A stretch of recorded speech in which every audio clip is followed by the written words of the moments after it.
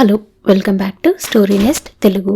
మనం మధుర స్వప్నం అనే నవల వింటున్నాం కదా. కథ ఇంకా ఇలా ముందుకు వెళ్తుంది. కృష్ణ డ్రైవ్ చేస్తున్న కారు పబ్లిక్ గార్డెన్లో మెల్లగా కళ్యాణిని వెతుక్కుంటున్నట్టుగా వస్తోంది. ఉదయం కళ్యాణి వ్రాసిన ఉత్తరం చూడగానే అతను వెంటనే బయలుదేరాడు. కానీ దోవలో ఒక కారుకి ఆటోకి యాక్సిడెంట్ అయ్యింది. ఆటో డ్రైవరు ప్రాణాపాయ స్థితిలో ఉంటే అతన్ని వెంటనే తన కారులో ఉస్మానియాకి చేర్చాడు. అతనికి ఆక్సిజన్, గ్లూకోజ్ ఇప్పించి పోలీసులకి వాంగ్మూలం ఇచ్చేసరికి 2 గంటలు అయ్యింది. కళ్యాణికి ఫోన్ చేశాడు. ఇంటికి వస్తానని అంటే కళ్యాణి వద్దంది.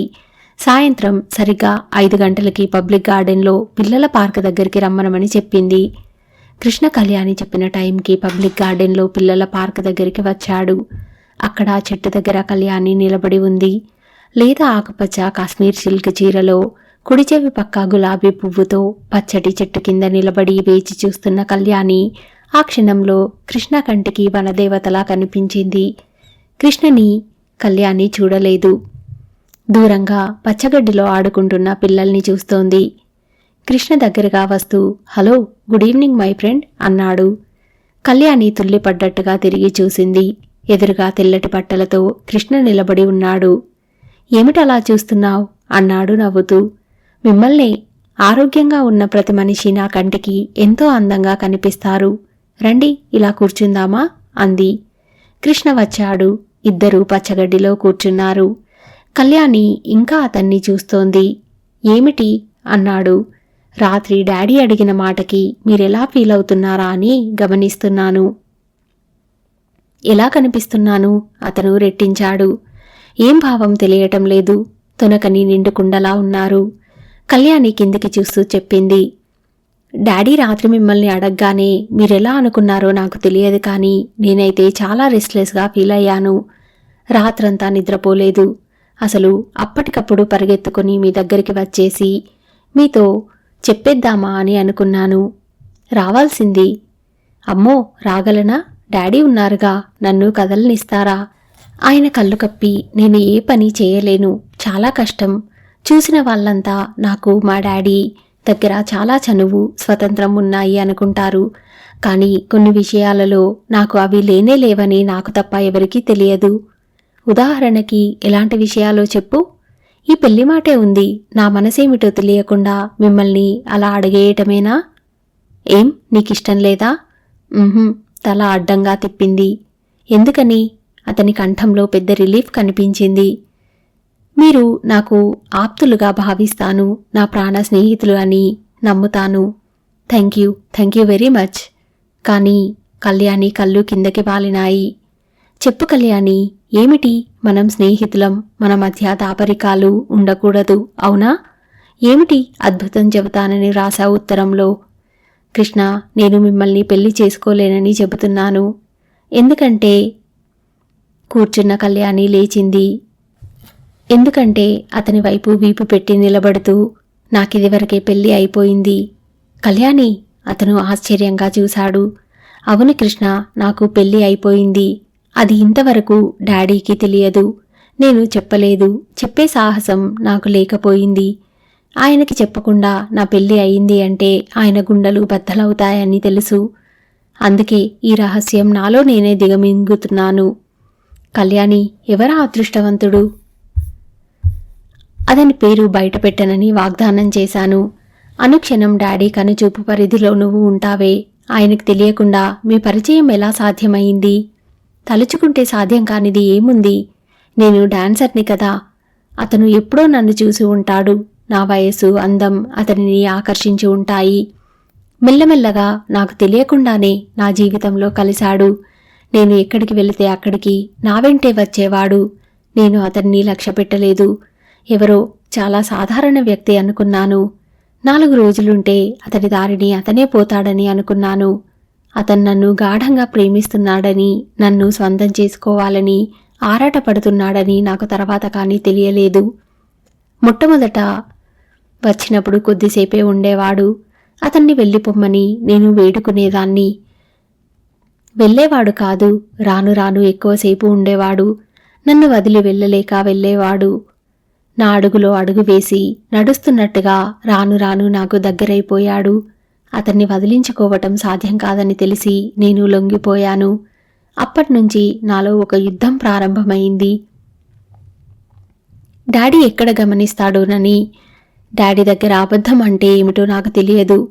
అప్పటినుంచి డాడీ దగ్గర నాకు దాపరికం ప్రారంభమైంది. అంతవరకు డాడీ దగ్గర అబద్ధం అంటే ఏమిటో నాకు తెలియదు. ఈ రహస్యం డాడీ దగ్గర దాస్తున్నాననే అని కలవరపడేదాన్ని. కృష్ణ లేచి వచ్చాడు. కళ్యాణి వైపు విచిత్రంగా చూస్తూ అన్నాడు, కళ్యాణి, మీ డాడీని నువ్వు సరిగా అర్థం చేసుకోలేదనుకుంటాను.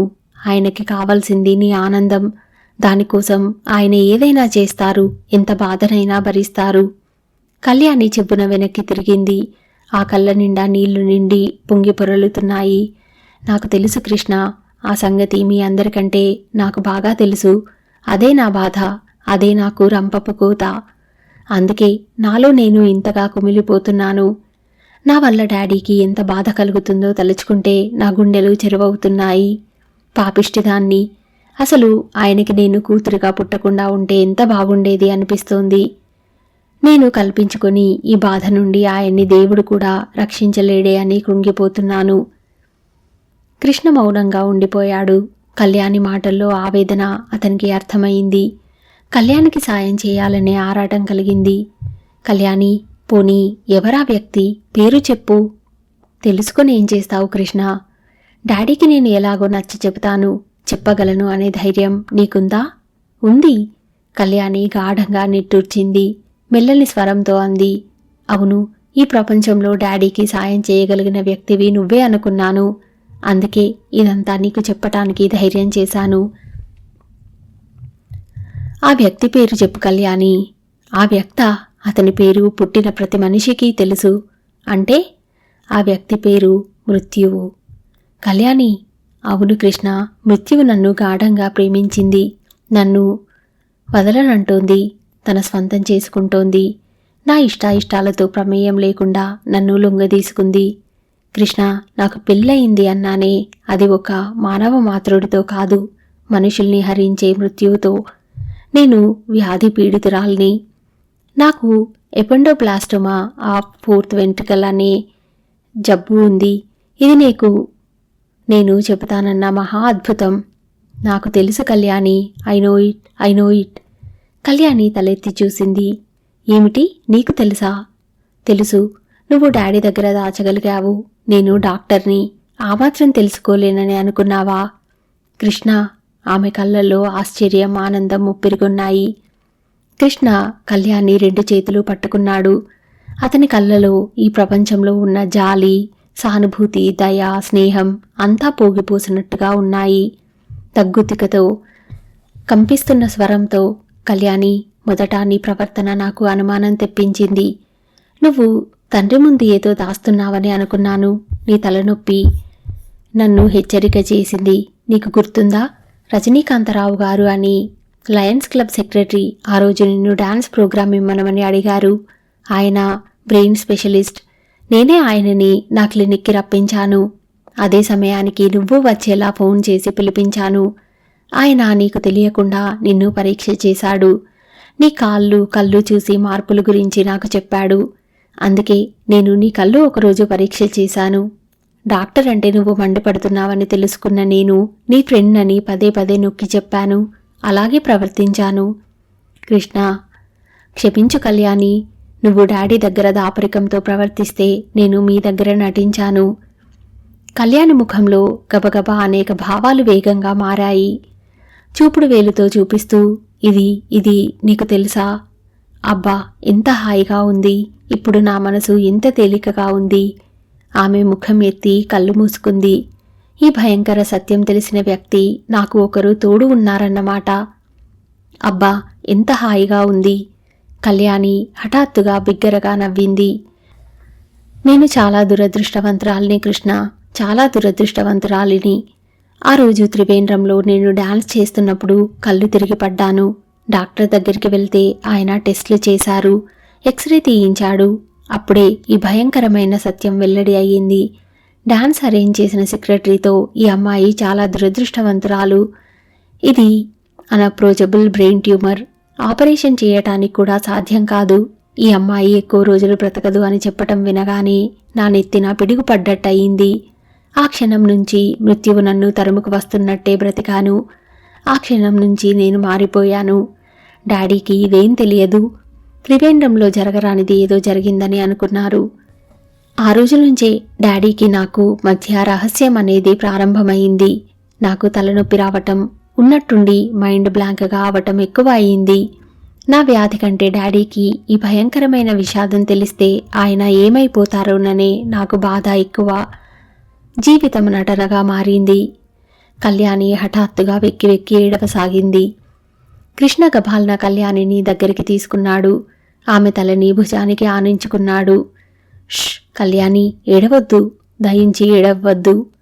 మనం ఫైట్ చేద్దాం. నీకు నేను తోడు ఉన్నాను. నిన్ను అంత సులభంగా లొంగనీయను. నీ తరపున నేను పోరాడుతాను. ఆ పోరాడే ఛాన్స్ మాత్రం నాకివ్వు. నాతో సహకరించు. నేను చెప్పినట్టు విను. నేను నీకు ఫ్రెండ్ అని అన్నావు కదూ.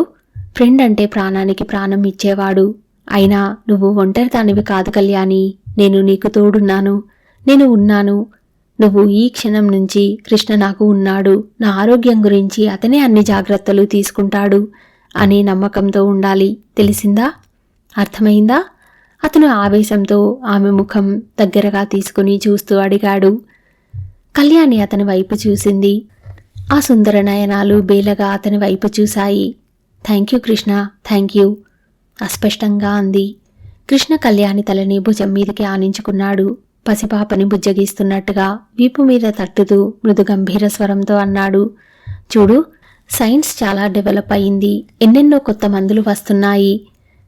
మన అదృష్టం బాగుంటే సరైన మందు దొరకవచ్చు. నేను ఈరోజే నిన్ను ఒక డాక్టర్ దగ్గరికి తీసుకువెళ్తాను. ఈ క్షణం నుంచి నువ్వు నేను చెప్పినట్టు చేయాలి. ఓకే అన్నాడు. ఓకే అంది కళ్యాణి. కృష్ణ కళ్యాణి తల భుజం మీద ఆనించుకున్నాడు. ఆమె నడుం చుట్టూ చేయి వేశాడు. ఇక వెళ్దామా అన్నాడు. ఆమె తల ఊపింది. కృష్ణ ఆమెని అలా పట్టుకునే కారు దగ్గరికి నడిపించుకుని వెళ్తున్నాడు. కళ్యాణికి అతను అలా పట్టుకుంటే కన్న తల్లి దగ్గర ఉన్నంత ధైర్యంగా అనిపించింది. ఆ స్పర్శ, ఆ మాటలు ఎంత బలం చేకూరుస్తున్నాయి. ఇద్దరు చిన్నపిల్లలు ఒకరికి దెబ్బ తగిలితే మరొకరు ఓదారుస్తూ ధైర్యం చెబుతూ స్నేహంగా కలిసి నడుస్తున్నట్టుగా ఉంది. కళ్యాణిని అలా తీసుకుని వస్తున్న కృష్ణ అక్కడికి 2 గజాల దూరంలో చేతిలో పూల బుట్టతో చెట్టు కింద నిలబడి ఉన్న రాధని గమనించనే లేదు. గుడికి వెళ్లి తిరిగి వస్తున్న రాధ మనసు చికాకుగా అనిపించి పార్కుకి వచ్చింది. అక్కడ కృష్ణ కారు ఆగి కనిపించింది. రాధ మరో 2 గజాలు బయటకు వెళ్లేసరికి ఊహించలేనంత భయంకరమైన దృశ్యం కనిపించింది. కళ్యాణి, కృష్ణ కలిసి వస్తున్నారు. ఆమె తల కృష్ణ భుజం మీద ఆని ఉంది. అతని చెయ్యి కళ్యాణి నడుం చుట్టూ ఉంది. కళ్యాణి నడుస్తూ మధ్యలో ఆగి ఏదో అంటోంది. అతను ఆమె తలని మిరి ఏదో అంటున్నాడు. కళ్యాణి అతని వైపు ముఖం ఎత్తి చూసి నవ్వుతూ చెబుతోంది. అతను కూడా నవ్వుతున్నాడు. దూరంగా ఆడుకునే పిల్లల్ని చూపింది. ఏదో చెబుతున్నాడు. కళ్యాణి తల ఊపుతూ అంగీకరిస్తోంది. కృష్ణ కళ్యాణిని కారులో కూర్చోపెట్టి కిందికి వేలాడిన చీర అంచుని కారు లోపలికి సర్ది డోరు వేసి వెళ్లి డ్రైవింగ్ సీట్లో కూర్చొని కారు స్టార్ట్ చేశాడు. కారు ప్రేమికులని రెక్కల మధ్య పొదుపు పట్టుకుని వెళ్తున్న రాయంచల రివ్వున వెళ్ళిపోయింది. రాధ అక్కడ ఒంటరిగా నిలబడిపోయింది. రాధ మనసులో మహారణ్యాలు తగలబడిపోతున్నాయి. సముద్రాలు ఉప్పొంగుతున్నాయి. రాధకి ఏడుపు రావటం లేదు. మనసంతా భయంకరమైన, అతి భయంకరమైన విషాదం పేరుకోసాగింది. రాధ విషాదం అనే ఆ ఊపిలో కూరుకుపోతోంది. రాధ కలలో నడుస్తున్న మనిషి పార్కులోంచి ఇవతలికి నడిచి వచ్చింది. ఆటో దగ్గరగా వస్తే ఆపటం, ఇంటి అడ్రస్ చెప్పటం, అందులో ఎక్కటం యాంత్రికంగా జరిగిపోయినాయి. రాధ ఇంటికి వచ్చింది. ఆమె ఇంటికి రాగానే వంట మనిషి ఎదురు వస్తూ, అమ్మా అమ్మా, ఇది విన్నారా? కన్నమ్మ చచ్చిపోయిందట. మాలి చెప్పాడు. పొద్దుట ఇక్కడ్నుంచి అయ్యగారు చెప్పిన డాక్టర్ దగ్గరికి తీసుకువెళ్తే ఆయన తీరుబడి లేదు, ఆపరేషన్ చెయ్యను అన్నాడట. అక్కడ్నుంచి ఇంటికి తీసుకువెళ్తుంటే దోవలో పోయిందట. కన్నమ్మ పోయిందా? అయితే చాలా అదృష్టవంతురాలు. శూన్యంలోకి చూస్తూ అంది రాధ. రాధ మంచం మీద కూర్చుంది. రాత్రి పొద్దుపోయిన తర్వాత కృష్ణ వచ్చాడు. రాధ అతనికి ఎదురు వెళ్ళలేదు. రాధని అతను కూడా పలకరించలేదు. బట్టలు మార్చుకుని పడుకునే ముందు కళ్యాణికి ఫోన్ చేశాడు. హలో కళ్యాణి, ఏం చేస్తున్నావు? నిద్ర పట్టడం లేదా? నిద్రపోవటానికి ట్రై చేయి. నేను చెప్పిన మాటలు గుర్తు చేసుకో. గుడ్ నైట్, స్వీట్ డ్రీమ్స్ అంటూ ఫోన్ పెట్టేశాడు. ఆ మాటలు చెప్పేటప్పుడు అతని కంఠంలో లాలన, ఆప్యాయత రాధని వెక్కిరిస్తున్నట్టుగా ఉన్నాయి. అతను ఫోన్ పెట్టేసిన తర్వాత లేచి వెళ్ళి అల్మారాలో ఉన్న పుస్తకం ఒకటి తీసుకుని అవతల గదిలోకి వెళ్ళి టేబుల్ లైట్ వేసుకుని చదవసాగాడు. అతను బ్రెయిన్ ట్యూమర్స్ మీద ట్రీట్మెంట్ తెలిపే పుస్తకమని రాధకి తెలియదు. రాధ గదిలో చీకట్లో మంచం మీద దిండుకు ఆనుకొని కూర్చొని ఉంది. దూరంగా అవతల గదిలో టేబుల్ లైట్ దగ్గర కూర్చొని తదేకంగా పూర్తి ఏకాగ్రతతో పుస్తకం చదువుతున్న కృష్ణ కనిపిస్తున్నాడు. రాధ కళ్ళకి ఈ కృష్ణ కొత్త వ్యక్తిగా కనిపిస్తున్నాడు. రాధకి అతని దగ్గరికి వెళ్ళి కళ్యాణిని నువ్వు పెళ్లి చేసుకుంటున్నావా అని అడగటానికి కూడా సిగ్గుగా ఉంది. అతనికి తను అవసరం లేదు అనే సత్యం రాధ మనసుని రంపపు కూత కోస్తోంది. మీ జీవితంలో నాకు చోటు ఇవ్వండి అని తను అతనిని దేవురించాలా? అంతకంటే చావు నయం. అవును, చావు ముమ్మాటికి నయం. అతను తన కళ్ళ ముందే కళ్యాణితో చనువుగా ప్రవర్తిస్తున్నాడే. అతనేం దాపరికం పెట్టుకోలేదు అంటే దాని అర్థమేమిటి? ఆ మాత్రం అర్థం చేసుకోలేని మూర్ఖురాలివా అంటే తను ఏం జవాబు చెప్పగలుగుతుంది? డాక్టర్ రజనీకాంతరావు గారు ఎక్స్రేలు పరీక్ష చేస్తున్నారు. కృష్ణ ఆయనకి ఎదురుగా నిలబడి ఉన్నాడు. ఆయన ఎక్స్రే టేబుల్ మీద పెడుతూ, కృష్ణ, ఇది అన్అప్రోచబుల్ ట్యూమర్. ఆపరేషన్కి ఏమాత్రం వీల్లేదు, లాభం లేదు. ఈ అమ్మాయి ఎక్కువ రోజులు బ్రతకదు అన్నారు. కృష్ణ ముఖం సీరియస్గా ఉంది. రజనీకాంతరావు గారి మాటలు వినే అతని దవడ ఎముక కదలరాడింది. ఢిల్లీలో డాక్టర్ వసంత్ పాటిల్ ఈ ట్యూమర్ ట్రీట్మెంట్స్లో స్పెషలిస్ట్ అని విన్నాను. కళ్యాణిని ఆయన దగ్గరికి తీసుకువెళ్తే లాభం ఉంటుందని నాకు నమ్మకం లేదు. అయినా ప్రయత్నం చేయటంలో తప్పేం లేదు. వసంత్ పాటిల్ నాకు తెలుసు. కళ్యాణిని తీసుకువెళ్తానని అంటే నేను లెటర్ వ్రాసి ఇస్తాను. థ్యాంక్ యూ సార్, కృతజ్ఞతగా అన్నాడు. డాక్టర్ రజనీకాంతరావు గారు చాలా మంచి వ్యక్తి. ఆయన వల్ల కాకపోతే ఊరికే ఉండరు. వేరే వారి దగ్గరికి పేషెంట్స్ని పంపించి తన ఒపీనియన్ నిర్ధారణ చేసుకుంటారు. ఈ ఒక్కటే నా ఆఖరి ప్రయత్నం డాక్టర్, ఆయన ఇచ్చిన ఉత్తరం తీసుకుంటూ అన్నాడు. Wish you best of luck. May God bless sir, ఆయన చేయి చాస్తూ అన్నారు. కృష్ణ ఆయనతో కరచాలనం చేసి యువతలికి వచ్చాడు. బయట కళ్యాణి కూర్చొని ఉంది. కృష్ణని ప్రశ్నార్థకంగా చూసింది. కళ్యాణి, డాక్టర్ గారు ఏమన్నారో తెలుసా? ఢిల్లీలో వసంత్ పాటిల్ అనే స్పెషలిస్ట్ ఉన్నాడట. ఆయనకి ఒకసారి చూపించమన్నారు. ఆయన ఇలాంటి వైద్య చికిత్సలో చాలా నిపుణులట. ఢిల్లీయా? డాడీకి ఏమని చెప్పాలి? అవును, అదే పాయింటే. పోనీ ఒక పని చేస్తే? ఏమిటది? ఢిల్లీలో తెలుగు సంఘం సెక్రటరీ గోపాలరావు గారు నాకు తెలుసు. ఆయనకి నిన్ను డాన్స్ ప్రోగ్రాం ఇవ్వటానికి అరేంజ్ చేయమని అంటాను. అక్కడ డాక్టర్కి చూపించవచ్చు. అప్పుడు డాడీకి తెలియదు. సరే, కానీ కృష్ణ, నీకు ఇంకా నా ఆరోగ్యం మీద నమ్మకం ఉందంటావా? బేలగా అడిగింది. ఉంది కళ్యాణి, పూర్తి నమ్మకం ఉంది. నీ విశ్వాసం నాకు చాలా ధైర్యం ఇస్తోంది కృష్ణ. అదే నేను కోరుకునేది, కృష్ణ అస్పష్టంగా అన్నాడు. కళ్యాణిని అతను ఇంటి దగ్గర దింపి క్లినిక్కి వస్తుంటే అతని మనసంతా కళ్యాణి ఆరోగ్యం గురించే ఆలోచిస్తోంది. అతనికి ఎలాగైనా సరే ఆమెని ఈ ఆపద నుంచి తప్పించాలని అనిపిస్తోంది. కళ్యాణికి అందం, ఐశ్వర్యం అన్నీ ఇచ్చిన భగవంతుడు ఆయుష్ లేకుండా చేయటం బాధగా అనిపిస్తోంది. ఈ ప్రపంచంలో ప్రతి వ్యక్తి జీవితం ఒక పువ్వు లాంటిది. అది సహజంగా విడిచి తన కాలం పూర్తిగా అనుభవించి సహజ సిద్ధంగా పడి రాలిపోవాలి. అప్పుడే సంపూర్ణ జీవితం అవుతుంది. కానీ కొంతమంది వ్యక్తుల జీవితాలు అకాలంగా రాలిపోతూ ఉంటాయి. అకాల మృత్యువు వారిని నిర్దయగా కబలిస్తుంది. ఈ కొద్ది కాలంలో కళ్యాణి అతనికి ప్రియతమ వ్యక్తి అయ్యింది.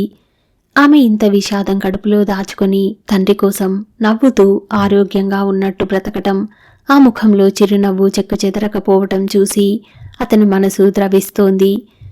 ఈ ప్రపంచంలో రోగిష్టి వాళ్ళు, వయసు పండిన ముసలి వాళ్ళు ఎంతోమంది మృత్యువు కనికరమైన పిలుపు కోసం వేచి చూస్తూ, ఎక్కవలసిన రైలు కోసం ఎదురు చూస్తూ పడిగాపులు కాస్తున్న ప్రయాణికుల్లా ఉన్నారు. కానీ మృత్యువుకి వారి పట్ల నిరాదరణ, చిన్నచూపు. మృత్యువుకి కూడా కళ్యాణి లాంటి అందమైన వాళ్ళు అదృష్టవంతులు కావాలేమో. కళ్యాణికి ఏ విధంగా సాయం చేయలేని నిస్సహాయత అతనిని కృంగదీస్తోంది. ఏదైనా చేస్తే కళ్యాణిని ఈ ప్రమాదం నుంచి ఎలా రక్షించాలా అన్న ధ్యాసే అతని ఊపిరి అయిపోయింది. అతను స్వయంగా ఎన్నో మెడికల్ జర్నల్స్ చదువుతున్నాడు. ఎంతోమంది డాక్టర్లని సంప్రదిస్తున్నాడు. ఎక్కడికి వెళ్ళినా నిరాశే ఎదురవుతుంది. కళ్యాణి చిత్రంగా అతని ప్రయత్నాలని ఆమోదించింది. అతను ఎక్కడికి రమ్మన్నా వెళ్తోంది. ఏ టెస్ట్ చేయించుకోమన్నా చేయించుకుంటోంది. రాజారాం గారికి మాత్రం ఇదేం తెలియదు. ఆయన ఇద్దరూ కలిసి తిరుగుతున్నారని మాత్రమే భావిస్తున్నారు. ఆ రోజు ఆయన కూతురు దగ్గరికి వచ్చారు. అమ్మా, ఏమిటి డాడీ? నేను కృష్ణని నీ విషయం అడిగానమ్మా. నా పెళ్లి విషయమేనా? అవునమ్మా.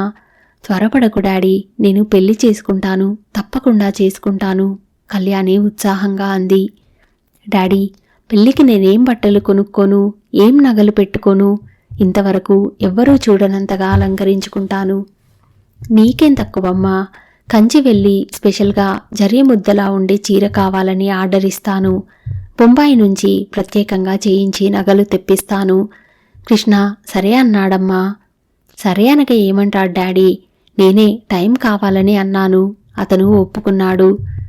సరేనమ్మా, సరే, అంతా నీ ఇష్ట ప్రకారమే జరుగుతుంది, తొందరేం లేదు. నేను మీకు చెబుతాను డాడీ, మీరు చీరకి నగలకి ఆర్డర్ ఇవ్వండి, డేట్ నేను చెబుతాను. ఆయన ముఖం ఆనందంతో దీప్తివంతంగా అయ్యింది. అలాగే తల్లి, ఇప్పుడే మనిషిని పంపిస్తాను. కాదు, నేనే స్వయంగా వెళ్తాను. వెళ్ళబోతున్న ఆయనని కళ్యాణి చెయ్యి పట్టి ఆపింది. ఆయన కళ్ళలోకి సూటిగా చూస్తూ, డాడీ, పెళ్ళైతే ఆడపిల్లని అత్తవారింటికి పంపటం మనలో ఆచారం కదూ? అవును. మరి మీరు నన్ను పంపిస్తారా? ఎందుకు పంపను? అక్కడ నాకెలాంటి అహంకారం లేదు. చూడమ్మా, నేను లోకానికి వ్యాపారవేత్తని కానీ నీకు మామూలు కన్న తండ్రినేనమ్మా. ఆ మాట ఎప్పుడూ మర్చిపోను. నాకు తెలుసు డాడీ, నాకు బాగా తెలుసు. మరి నన్ను అత్తవారింటికి పంపిస్తే మీరు సహించగలుగుతారా? ఏడుపు రాదు? రాదు. ఎందుకో తెలుసా? నేను నిన్ను అత్తవారింటికి ఎందుకు పంపిస్తున్నాను? నీ ఆనందం కోసం. నా తల్లి ఆనందంగా వెళ్తుంటే నాకెందుకు కన్నీళ్ళు? ఆయన అతి ప్రయత్నం మీద తడి కాబోతున్న కళ్ళని నిగ్రహించుకుంటూ గాంభీర్యంగా చూశారు. మీరు అలా ధైర్యంగా ఉంటే నేను సంతోషంగా నిశ్చింతగా వెళ్తాను డాడీ. మీరు నాకు అలాగని మాట ఇస్తేనే నేను పెళ్లికి ఒప్పుకుంటాను. నేను కళ్ళనీళ్లు పెట్టుకోను, సరేనా? నిజంగానా? నీ మీద ఒట్టు, సరేనా? ఆయన కూతురి తల మీద చేయి వేశాడు. కళ్యాణి ఆయన గుండెలకి తల ఆనించి కళ్ళు మూసుకుంది. కళ్యాణి కనురెప్పలు నీళ్లతో పరువెక్కినాయి. థ్యాంక్ యూ డాడీ అంది. ఇంతలో రాజారాం గారి కోసం ఎవరో వచ్చారు. ఆయన కళ్యాణిని వదిలి డ్రాయింగ్ రూంలోకి వెళుతూ, పిచ్చి తల్లి, పెళ్లి చేసుకుని వెళ్ళటానికి నా గురించి ఎంత ఆలోచనో అనుకున్నారు. వెళ్ళిపోతున్న తండ్రిని చూస్తూ కళ్యాణి వేదాంతం నిండిన చిరునవ్వుతో, పిచ్చి డాడీ, మీరు ఏడవకుండా ఉంటారా? చూస్తానుగా నేను అనుకుంది. ఆ రోజే కళ్యాణిని ఆహ్వానిస్తూ ఢిల్లీ తెలుగు సంఘం వారు పంపిన ఆహ్వానం అందింది. నువ్వు ఒక్కదానివి వెళ్తావా అమ్మా అన్నారాయన. నాతో కృష్ణ వస్తారు నాన్న అంది కళ్యాణి. అలాగా, అయితే సరే అన్నారాయన. కృష్ణ కళ్యాణి వెళ్ళటానికి ఆయన ప్లేన్లో టికెట్స్ బుక్ చేయించారు. ఆ సాయంత్రం కృష్ణ రాధతో, నేను ఢిల్లీ వెళ్తున్నాను, 2 రోజుల్లో వస్తాను అన్నాడు. గణపతి, కళ్యాణమ్మగారు కూడా డాక్టర్ గారితో వెళ్తున్నారు. వారికి అక్కడ డాన్స్ ప్రోగ్రాం ఉందట అని చెప్పారు. రాధ మౌనంగా కూర్చుని ఉండిపోయింది. కృష్ణ ఢిల్లీ వెళ్ళిపోయాడు. కృష్ణ 2 రోజుల తర్వాత ఢిల్లీ నుండి తిరిగి వచ్చాడు. కళ్యాణి బ్రెయిన్ ట్యూమర్ ఆపరేషన్కి సాధ్యం కాదని, మృత్యువు నుంచి కళ్యాణిని కాపాడటం ఏ డాక్టర్ వల్ల సాధ్యం కాని పని అని వసంత్ పాటిల్ చెప్పాడు. కృష్ణ మనసులో రెపరెపలాడుతున్న ఆశ ఆరిపోయింది. కృష్ణ కళ్యాణికి ఈ మాట తెలియనీయలేదు. వసంత్ పాటిల్ కళ్యాణికి ప్రమాదం ఏదీ లేదని, ఆ తలనొప్పి భరించటమే కష్టం అని చెప్పాడని తెలియజేశాడు. కళ్యాణి ముఖంలో నిశ్చింత కనిపించింది. తలనొప్పి నేను భరించగలను కృష్ణ, నాకు మతి చాంచల్యం రాకుండా ఉంటే చాలు అంది. కళ్యాణి, నువ్వు ఏ విషయం గురించి ఆందోళన చెందకూడదు. ఎప్పుడూ ఆరోగ్యమే అన్నింటికంటే ముఖ్యమని గుర్తుపెట్టుకోవాలి. ఆ మనోబలం నీకు ఉన్నంతకాలం నిన్ను ఏదీ బాధ పెట్టదు. అలాగే కృష్ణ, అలాగే అంది కళ్యాణి. జీవితం చరమదశలో ఉన్నానని కళ్యాణికి తెలుసు. ఈ వ్యాధి ఇప్పుడు కాకపోయినా కొద్ది రోజుల తర్వాతనైనా తనని కబలించక మానదు. మృత్యువుని చిరునవ్వుతో ఎదుర్కొనే ధైర్యం కృష్ణ సాహచర్యంలో కలుగుతోంది. ఈ సమయంలో అతని స్నేహం ఇస్తున్న మనోబలం అపురూపమైంది. కృష్ణకి తను ఎంతో రుణపడి ఉన్నానని అనిపిస్తోంది. తన తర్వాత తండ్రిని కృష్ణకి అప్పచెప్పి వెళ్ళగలను అనే ఊహ కళ్యాణికి గుండె నిబ్బరం కలిగిస్తోంది. కళ్యాణికి కృష్ణ తోడు నీడ అయినాడు. ఈ సహచర్యంలో కరుణ తప్ప స్వార్థం లేదు. ఇలాంటి మంచి వ్యక్తి తనకి లభించడం ఒక వరంగా అనిపిస్తోంది. మనసా వాచా కళ్యాణి కృష్ణని అభిమానిస్తోంది. అతని ఆసరాతో తనకి ఎదురైన ఈ భయంకరమైన విషాదాన్ని ఎదుర్కోవటానికి ఆయత్తమవుతోంది. కృష్ణ నిజంగా దేవుడే సుమా అనిపిస్తోంది. ఢిల్లీ నుంచి రాగానే కళ్యాణిని ఇంటి దగ్గర దింపి కృష్ణ ఇంటికి వచ్చాడు. అతని మనసు ఎప్పుడూ లేనిది చాలా బేలగా ఉంది. కళ్యాణిని మృత్యువు కోరల నుండి తను రక్షించలేడనే పరమసత్యం అతన్ని కృంగదీస్తోంది. కళ్యాణిని ఒక పేషెంట్గానే అతను చూడటానికి వెళ్ళాడు. కానీ ఇద్దరి మధ్య తెలియకుండానే స్నేహం చివుళ్ళు తొడిగింది. కళ్యాణి భవిష్యత్తు ఒక విషాద సంఘటనగా మారటంతో అతని హృదయం కళ్యాణి పట్ల జాలితో సానుభూతితో చేరువ అయ్యింది. ఆమె ఒంటరితనంలో అతనికి తెలియకుండానే తోడయ్యాడు.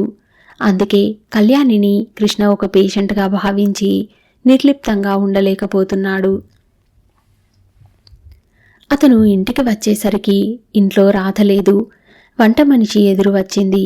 అమ్మగారు లేరు బాబు, కొల్లేరు వెళ్లారు. మీకు ఇదిగో ఈ ఉత్తరం ఇమ్మన్నారు అంటూ అందించింది. ఆ ఉత్తరం చూడగానే కృష్ణ కనుబొమ్మలు ముడిపడినాయి. ఉత్తరం తీసి చూశాడు. అందులో ఇలా ఉంది: మిమ్మల్ని ఏమని సంబోధించాలో నాకు తెలియకుండా ఉంది. అసలు నేను వ్రాసిన ఈ ఉత్తరం చదివే తీరుబడి మీకు ఉందో లేదోనని కూడా అనుమానం.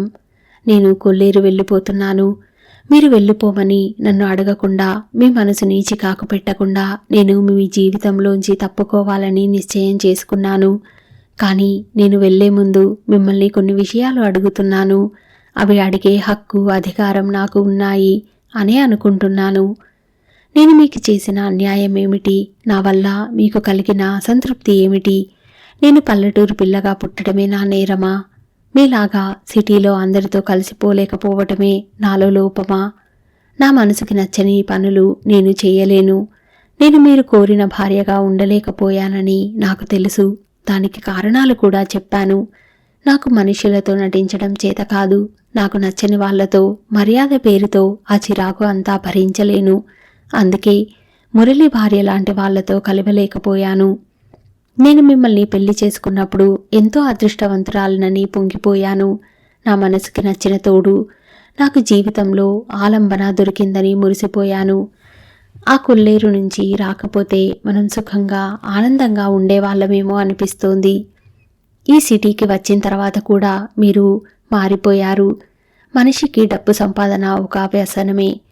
అది అతని పతనానికి దారి తీస్తుంది అని మీరు రుజువు చేశారు. డబ్బు వెంట ఇంకా కొన్ని వస్తాయి. వాటి కూరల్లో మీరు చిక్కుకుపోయారు.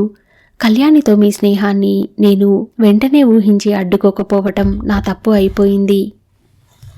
నాకిప్పుడు తెలుస్తోంది, ఈ ప్రపంచంలో ప్రతి పెళ్లి అయిన స్త్రీ తన భర్తని 1000 కళ్ళతో కాపాడుకోవాలి. లేకపోతే మరో స్త్రీ అతని జీవితంలో తిష్ట వేస్తుంది. ఆ భార్యకి నిలువ నీడ లేకుండా చేస్తుంది. అందుకే అన్నారు కాబోలు, స్త్రీకి స్త్రీయే శత్రువు అని. కళ్యాణి ఆకర్షణలో పడటం మీ తప్పు కాదు, మీ బలహీనత అనిపిస్తోంది. ఆమె అసాధారణమైన వ్యక్తి అనుకోవటం, అజాగ్రత్తగా ఉండటం నాదే తప్పు అని ఒప్పుకుంటున్నాను. మీరు అందరి మగవాళ్ల లాంటి వాళ్లే అని ఇప్పుడు తెలిసింది. మీరు కొద్ది కాలంగా నాకు దూరంగా ఉంటున్నారు. దానికి కారణం ఇప్పుడు తెలిసింది. నేను మిమ్మల్ని ఒక్కటి అడుగుతాను, సూటిగా జవాబు చెప్పండి. ఒక ఆడపిల్ల మీద ఇంత ప్రేమ చూపించి ఆమెతో అంత ఆనందం పంచుకున్న వ్యక్తి మళ్ళీ మరో ఆడపిల్లతో అలాగే ప్రవర్తించగలడా? అతని మనసు అతన్ని నిందించదా? ఆ అమ్మాయితో గడిపిన క్షణాలు అతనికి గుర్తురావా? అలా గుర్తుపెట్టుకోలేని వ్యక్తి మృగంతో సమానం కాదా? బహుశా ఈ ప్రపంచంలో 100కి 60 మంది ఆడవాళ్లు మృగాలతోనే కాపరం చేస్తున్నారేమో. ఈ ఆడపిల్లలు ఒక దురదృష్టవంతులు కదూ. వీళ్ళకి భర్త తప్ప వేరే లోకం ఉండదు. అవసరమే లేనట్టు బ్రతుకుతారు. ఆ భర్త గారికి బయట కావాల్సినంత ప్రపంచం. అలాంటి ఆడపిల్ల జీవితం ఎంత విషాదం కదూ. నేను మీ జీవితంలో గోడకి తగిలించిన ఫోటోల అనుభూతి అనేది లేకుండా బతకలేనండి. భార్య అంటే ఇంట్లో ఉండే సోఫానో, టీవీ సెట్టో, ఫ్రిడ్జో అన్నట్టు స్టేటస్ సింబల్గా ఉండలేను. నా వల్ల కాదు. అందుకే మీ నుంచి దూరంగా వెళ్ళిపోతున్నాను. అభిమానం ఉన్న ఏ ఆడపిల్ల అయినా నేను చేసిన పని చేస్తుంది. నేను ఈ ఇంట్లో ఉన్నా, కొల్లేరులో ఉన్నా ఒకటే. మీరు నాకు దగ్గరగా లేరు. మీ మనసు నిండా కళ్యాణే. ఆవేశపడకండి. కళ్యాణి మీద నాకు ఎలాంటి ఈర్ష్య లేదు. నాకు కాకుండా పోయిన మీరు ఎవరికి దక్కితే నాకేమిటి? ఎంతమందిని పెళ్లి చేసుకుంటే నాకేమిటి? ఇక అందుకే నాకు చాలా బాధ అనిపిస్తోంది. మీ మనసు మారినప్పుడు నాకు సూటిగా చెప్పినట్టయితే మీ ధైర్యానికి నేను మెచ్చుకునేదాన్ని. ఇష్టాయిష్టాలు అనేవి ప్రతి వ్యక్తి యొక్క స్వతంత్ర భావనలు. వాటిని మరో మనిషి ఆంక్ష విధించలేడు. మీ మనసు అర్థం చేసుకునేదాన్ని. కానీ మీరేం చేశారు? నాటకం ఆడారు. మామూలుగానే ఉన్నట్టు నటించారు. మీ మనసంతా కళ్యాణితో ఉందని గ్రహించలేని మూర్ఖురాల్ని కాదు. కళ్యాణిని మీరు పెళ్లి చేసుకోవాలని అనుకునే వరకే వచ్చారు. కానీ నాకు రవంత అయినా తెలియలేదు. తెలియనీయకపోవటం మీ నేర్పు కాదు. తెలుసుకోలేకపోవటం నా అసమర్థత అనుకుంటున్నాను. మీరు నోరు విప్పి చెప్పకుండా నా అంతట నేను వెళ్ళిపోయేట్టు చేశారు. నిజంగా మీ చతురతకి నా జోహార్లు. మీ ఆనందానికి సుఖానికి నేను అడ్డురాను. నేను వెళ్ళిపోతున్నాను. కానీ వెళ్ళిపోయే ముందు చేతులు జోడించి మిమ్మల్ని ఒకటి అడుగుతున్నాను. కొల్లేరులో ఆనాడు పేద ప్రజలు కలరాకి బలైపోతుంటే మీరు స్వయంగా వడ్డీకి అప్పు తెచ్చి వారికి వైద్యం చేశారే, ఆ మానవమూర్తి ఎక్కడా? అమాయకురాలైన సీతాలకి న్యాయం చేకూరాలని న్యాయస్థానంలో ఒంటరిగా పోట్లాడి చివరికి ఉద్యోగానికి కూడా రాజీనామా చేసిన ఆ సాహసవంతుడేడి? డబ్బుని తృణప్రాయంగా మనిషి ప్రాణాన్ని దైవంగా చూసిన మీలో ఈ మార్పు ఎందుకు వచ్చిందండి? ఇది కళ్యాణి ప్రభావమేగా. కళ్యాణి పరిచయం, ఆమె స్నేహం మిమ్మల్ని పూర్తిగా మార్చేసింది. ఆ రోజు కన్నమ్మ చావు బతుకుల్లో ఉంటే కళ్యాణి దగ్గర నుంచి కబురు వచ్చిందని మీరు వెళ్ళిపోయారే, మీలో డాక్టర్ బతికి ఉన్నాడంటారా? ఆ కళ్యాణి మీకు డబ్బు అనే వ్యసనం నేర్పింది. ఆ నిషాలో మీరు అటు రోగులకి ఇటు నాకు దూరం అయ్యారు. మీరే చెప్పండి. మనం కలిసి కాఫీ తాగి భోజనం చేసి ఎన్ని నెలలయ్యింది? దగ్గరగా కూర్చొని కబుర్లు చెప్పుకొని ఎన్ని యుగాలయ్యింది? నేను పేరుకు మాత్రమే భార్యని. మన మధ్య పడక గది సంబంధం కూడా తగ్గిపోయిందని మీరు ఒప్పుకుంటారు కదా. అంత కానిదాన్ని అయిపోయానేమిటి అనే వ్యథ నన్ను పీడిస్తోందండి. నేను మీకు అవసరం లేదు. మీరు నాకు దూరంగా ఉండాలని ప్రయత్నిస్తున్నారు. దానికోసం పని ఉందంటూ, తీరుపడి లేదంటూ కుంటె సాకులేవో చెబుతున్నారు. మీలో ఈ మార్పుకంతటికీ కారణమేమిటి? ఆ పాపిష్టి డబ్బేగా. ఈ డబ్బు మీలో మానవతామూర్తిని చేతులారా చంపేస్తుంటే చూస్తూ ఊరుకోలేకపోతున్నానండి. ఈనాడు ఈ డబ్బు నన్ను మీ నుంచి దూరం చేసింది. రేపు మీ నుంచి మీ జీవితాన్నే కొల్లగొడుతుంది. ఈ ప్రమాదం మీకు రాకూడదని నా ఆరాటం. మీరు డబ్బు చేతిలో కీలుబొమ్మ అయిపోయారు. అందుకే ఇంట్లో మిమ్మల్ని ప్రేమించి మిమ్మల్ని నమ్ముకున్న భార్య కనిపించటం లేదు. కోట్లకి అధికారిని అయినా కళ్యాణే కనిపిస్తోంది. నేను మీకు ఒకటి గుర్తు చేస్తున్నాను. ఆ కళ్యాణికి డబ్బు, పేరు, ప్రతిష్ట అన్నీ ఉన్నాయి. ఆమె జీవితంలో మీలాంటి వాళ్ళు ఎంతమందో. ఆమె జీవితంలో మీరు ఒక భాగం మాత్రమే. కానీ నేను, నా జీవితం అంతా మీరే. మీరు తప్ప నా జీవితంలో ఎవరూ లేరు. మీరు పోగొట్టుకున్నదేమిటో మీకు త్వరలోనే తెలుస్తుందని నా ఆశ. ఆ ఆశతోనే, ఆ నమ్మకంతోనే నేను చివరి క్షణం వరకు బ్రతుకుతాను. మీరు డబ్బు ప్రలోభంలో పడ్డారని, ఆ ప్రలోభం మూలంగానే నాకు దూరమయ్యారని, అతి త్వరలోనే దాని నుంచి బయటపడతారని, నా కోసం వస్తారని ఆశతో ఎదురు చూస్తాను. మీకు కళ్యాణికి మధ్య ఎలాంటి సంబంధం లేకపోతే ఇదంతా నా ఊహే అయితే మీరు వచ్చి నా చెంప మీద ఈడ్చికొట్టండి. నేను ఆనందంగా నా తప్పుని అంగీకరిస్తాను. సంతోషంగా నా తొందరపాటుని ఒప్పుకుంటాను. ఏవండి, ప్రేమ మన ఇద్దరినీ కలిపింది. జీవితం మన ప్రేమని విడదీయాలని ప్రయత్నిస్తోంది. మన ప్రేమ బలమైనదైతే జీవితానికి తప్పక గుణపాఠం చెబుతుందండి. మీరు కళ్యాణిని ఒక పేషెంట్గానే చూస్తుంటే అంతకు మించి ఇంకే భావము లేకపోతే నన్ను తీసుకెళ్లటానికి రండి. ఈ డబ్బు, ఈ కళ్యాణి మనల్ని దూరం చేయలేదు. చేయవు అని చెప్పండి. నాకు దగ్గరగా ఉండి వెళ్ళగొట్టండి. నేను కోరేదల్లా మీకు దగ్గరగా ఉండాలని, మీ నీడలో నేను బ్రతకాలని, నా ఊపిరిలా మీరు నా ఒక్కరికే చెందాలని, ఇది వరకులా మనిద్దరం హాయిగా ఆనందంగా ఉండాలని ఇలా కోరుకోవటం నా తప్పు కాదు. మీరు వస్తే నేను పడిన ఈ భయమంతా ఒక పీడ కలలా మర్చిపోతాను. నా మనసులో భయం, ఆందోళన మీకు అర్థమయ్యాయనే అనుకుంటున్నాను. మీ మనసులో నాకు ఎప్పటిలా స్థానం ఉంటే మీరు క్షణమైనా ఆలస్యం చేయకుండా నా కోసం వస్తారని ఆశతో ఎదురు చూస్తాను. ఇట్లు రాధ. ఆ ఉత్తరం చదివేసరికి కృష్ణ ముఖం నిండా చెమటలు పోసినాయి. ఎంత పనిచేసింది. కళ్యాణితో చనువుని రాధ వేరుగా అర్థం చేసుకుంది. తను రాధకి దూరంగా ఎందుకుంటున్నాడో తన ఒక్కడికే తెలుసు. రాధ గర్భవతి కాకూడదు అనే విషయం రాధకి తెలియదు. తను పని కల్పించుకొని ఆమెకి దూరంగా ఉంటే రాధ మరో విధంగా అర్థం చేసుకుంది. రాధ దగ్గరికి వెళ్ళి ఏమని చెప్పాలి? ఈ భయంకర నిజం వల్ల నేను నీకు దూరంగా ఉన్నాననా? ఆ మాట వింటే రాధ గుండెలు బద్దలవైపోవు. లేకపోతే ఇలా కొద్ది కాలం దూరంగా ఉండటమా? రాధ కృంగిపోదు. అతని పరిస్థితి అడకత్తర మధ్య పోక చెక్కలా ఉంది. అతను రాధ కోసం వెళ్ళలేకపోయాడు. వెళ్తే ఏమని చెప్పాలి? ఉండను లేకపోతున్నాడు. ఇక్కడ ఉంటే రాధ ఏమనుకుంటుందో అతనికి తెలుసు. ఈ నరకయాతనల్లో రాధని తనని రక్షించుకోవటం ఎలాగో అతనికి అంతు చిక్కకుండా పోయింది. జీవితంలో ఊహించని పరిస్థితి ఎదురయ్యింది. రాధ మంచం మీద పడుకుని ఉంది. శాంతమ్మ చాటలో బియ్యం పోసుకుని బాగు చేస్తోంది.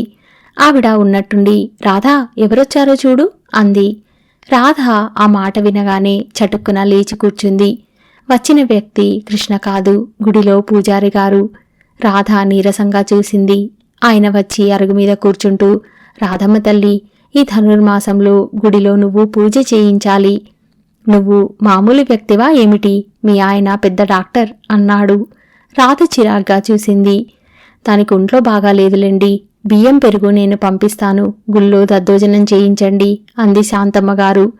రాధమ్మ తల్లి, మా అమ్మాయికి గ్రహణం ముక్కు. దానికి మీ ఆయన చేత కాస్త ఆపరేషన్ చేయిస్తాను అన్నాడాయన. ఆయనకి మందులివ్వటం తప్ప ఆపరేషన్ చేయటం రాదండి అంది రాధ. పూజారి గారు మహాగట్టి మనిషి. ఎక్కడ ఎవరి వల్ల ఏ రవంత ఉపకారం జరుగుతుందని తెలిసినా వదలడు. ఆయన రాధ ఊరు నుంచి వచ్చిందని తెలిసినప్పటినుంచి ఈ మాట అడగాలని. సరే వస్తా అని లేచాడు. ఇంతలో ఆనంద్ వచ్చాడు. పిన్ని, రాధ ఎక్కడా? లోపల పడుకుంది నాయనా అంది. ఆనంద్ లోపలికి వచ్చాడు. రాధ మంచం మీద మూలుగుతూ పడుకుంది. ఏమిటమ్మా అన్నాడు. బాధగా ఉందన్నయ్యా, ఒకటే కడుపు నొప్పి. ఆనంద్ రాధ పుట్ట మీద చెయ్యి ఆనించి పరీక్ష చేశాడు. నువ్వు ఎక్కువగా లేచి నడవద్దు, పడుకునే ఉండాలి అని చెప్పి బయటికి వచ్చాడు. అతనితో పాటు శాంతమ్మ కూడా ఇవతలికి వచ్చింది. పిన్ని, కృష్ణ రాలేదా? కంఠం తగ్గించి అడిగాడు. లేదయ్యా. ఉత్తరం ఏమైనా వ్రాసాడా? అదీ లేదు. రాధ ఏమంటుంది? ఏమీ అనదు. మనిషి అసలు సరిగ్గా మాట్లాడితేనా? అల్లుడుగారు రాలేదేమే అంటే ఆయనకి నా కొంగుపుచ్చుకొని తిరగడం తప్ప ఇంకేం పనిలేదా అంటూ గయ్యమంది. ఆయన ఇదివరకి నీ అల్లుడు అనుకుంటున్నావా? పెద్ద డాక్టర్ అయ్యాడు. పిల్లాంతో మాట్లాడే తీరుబడి కూడా ఉండదు అంటుంది. అసలు నేను ఇక్కడే ఉంటాను, అక్కడ నాకు బాగాలేదు అంటుంది. ఏమిటో ఒక మాటకి మరో మాటకి పొంతనే ఉండదంటే నమ్ము. ఏమైనా గట్టిగా అడిగితే ఉండటం నీకిష్టం లేదా? అయితే చెప్పు, ఇంకెక్కడికైనా పోతాను అంటుంది. నోరెత్తనీయదు, ఊరికే కసురుకుంటుంది అంటూ చెప్పింది. అలాగా, వాళ్ళిద్దరి మధ్య ఏమైనా కలతలు వచ్చాయేమో. రాధని నువ్వు ఏమీ అడగవద్దు, నేను కృష్ణని కనుక్కుంటాన్లే అన్నాడు. అమ్మాయి ఎప్పుడు కడుపు నొప్పి అంటుందేమిటి నాయనా అంది. రాధని తిరగనీయవద్దు పిన్ని అన్నాడు. రాధ తల్లి కాబోతోంది.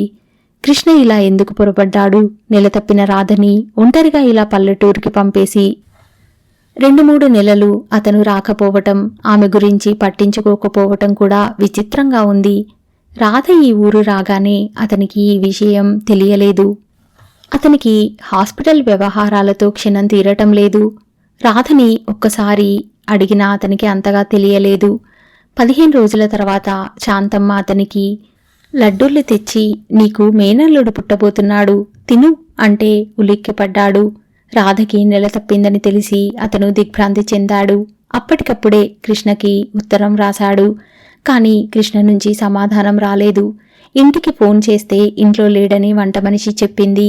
క్లినిక్కి ఫోన్ చేస్తే లేడని కాంపౌండర్ అన్నాడు. చూస్తుండగానే రోజులు గడిచిపోయినాయి. రాధ ఈ ఊరు వచ్చి అప్పుడే 2 నెలలు దాటిపోయింది. ఆపరేషన్ చేయాలి. రాధ బ్రతకటం అనేది కేవలం అదృష్టం మీద ఆధారపడి ఉంది. కృష్ణ తనకి కనీసం జవాబైనా వ్రాయకపోవటం ఆనంద్కి చిత్రంగా ఉంది. రాధ అన్నమాట నిజమవుతున్నాయా? కృష్ణ నిజంగానే పూర్తిగా మారిపోయాడా ఏమిటి? రాధని అతను పరీక్ష చేశాడు. ఈ పరిస్థితుల్లో రాధ అతనికి దగ్గరగా ఉండటమే మంచిదే అనిపించింది. రాధకి కానీ శాంతమ్మకి కానీ రాధకి వచ్చిన ఈ ప్రమాదం గురించి తెలియదు. ఆడవాళ్లు కాస్త కంగారు పెట్టి విషయం తెలిస్తే పిన్ని నానా గొడవ చేస్తుంది. ఊరంతా గొడవ అయిపోతుంది. ఆనంద్ వీలున్నప్పుడల్లా వచ్చి రాధని చూసి వెళ్తున్నాడు. ఇంజెక్షన్లు ఇస్తున్నాడు. రాధకి కృష్ణకి మధ్య ఏదో గొడవ అయ్యింది. అదేమిటో రాధ సరిగా చెప్పటం లేదు. ఈ ఆడపిల్లల వరుస ఇంతే. భర్తలతో పోట్లాడుతారు. మళ్ళీ ఎవరి ముందైనా విషయం వస్తే భర్తలని ఒక్క మాట పడనీయకుండా వారి గౌరవాలు కాపాడుతారు. ఆనంద్కి రాధ మీద కోపం వస్తోంది. విషయం ఏమిటో ఎంత అడిగినా చెప్పదు. ఏం లేదన్నయ్య అంటుంది. ఏమీ లేకపోతే రాధకృష్ణకి దూరంగా అందులో ఈ పరిస్థితుల్లో ఉంటుందా? అసంభవం. అది ఆనంద్కి తెలుసు. ఏదైనా రాధ ప్రమాదంలో ఉంది. రాధని 1000 కళ్ళతో కాపాడుకోవటం తన కర్తవ్యం అనిపించింది. క్లినిక్లో పేషెంట్స్ చాలామంది వేచి చూస్తున్నట్టుగా కూర్చొని ఉన్నారు. ఒక ఆయన బాధతో మూలుగుతూ డాక్టర్ గారు కావాలి, డాక్టర్ గారిని పిలవండి అంటున్నాడు. లేరయ్యా బాబు, ఇంకా రాలేదు, కాంపౌండర్ విసుక్కున్నాడు. అసలు వస్తారా రారా? నిన్న కూడా ఇలాగే వస్తారని చూసి వెళ్ళాం, ఒక ఆవిడ చిరాగ్గా అంది. నాకు తెలియదండి అన్నాడు. తెలియకపోతే నువ్వెందుకయ్యా ఇక్కడ? డబ్బులిస్తే పోగేసుకోవటానికా? ఇంకో ఆయన రెచ్చిపోయినట్టుగా అన్నాడు. మాటలు మర్యాదగా రానియండి. ఏం చేస్తావేమిటి? ఏం కొడతావా? ఆయన లేచి మీదికి వచ్చాడు. నువ్వు మందులు తీసుకోవటానికి వచ్చావా లేక పోట్లాడటానికా? డాక్టర్ గారు ఎక్కడున్నారో మర్యాదగా చెప్పు. నీకు తెలియకుండా ఆయన ఎక్కడికి పోతాడు? నాకు తెలియదంటుంటే. అంత తెలియని వాడివి నువ్వేం కాంపౌండర్వి? బయటికి పో. ఇద్దరూ ఘర్షణ పడుతుండగా కళ్యాణి వచ్చింది. కళ్యాణిని చూసి ఆయన తగ్గాడు. ఏమిటి గొడవ? అంది కళ్యాణి. కాంపౌండర్ కళ్యాణిని చూస్తూ డాక్టర్ గారేమో క్లినిక్కి రాలేదండి. తెరిచి ఉంచితే వీళ్ళంతా నా ప్రాణాలు తీస్తున్నారు. అదేమిటి?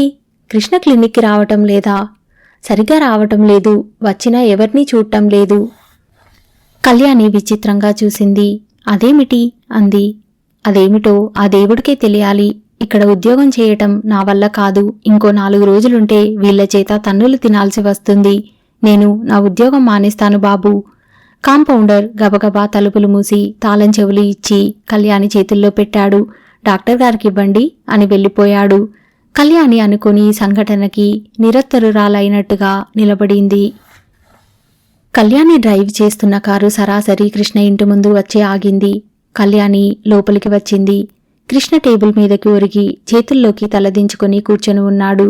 కృష్ణ పిలిచింది. అతను మెల్లగా తలెత్తాడు. అతని గడ్డం మాసి ఉంది. కళ్ళు ఎర్రగా ఉన్నాయి.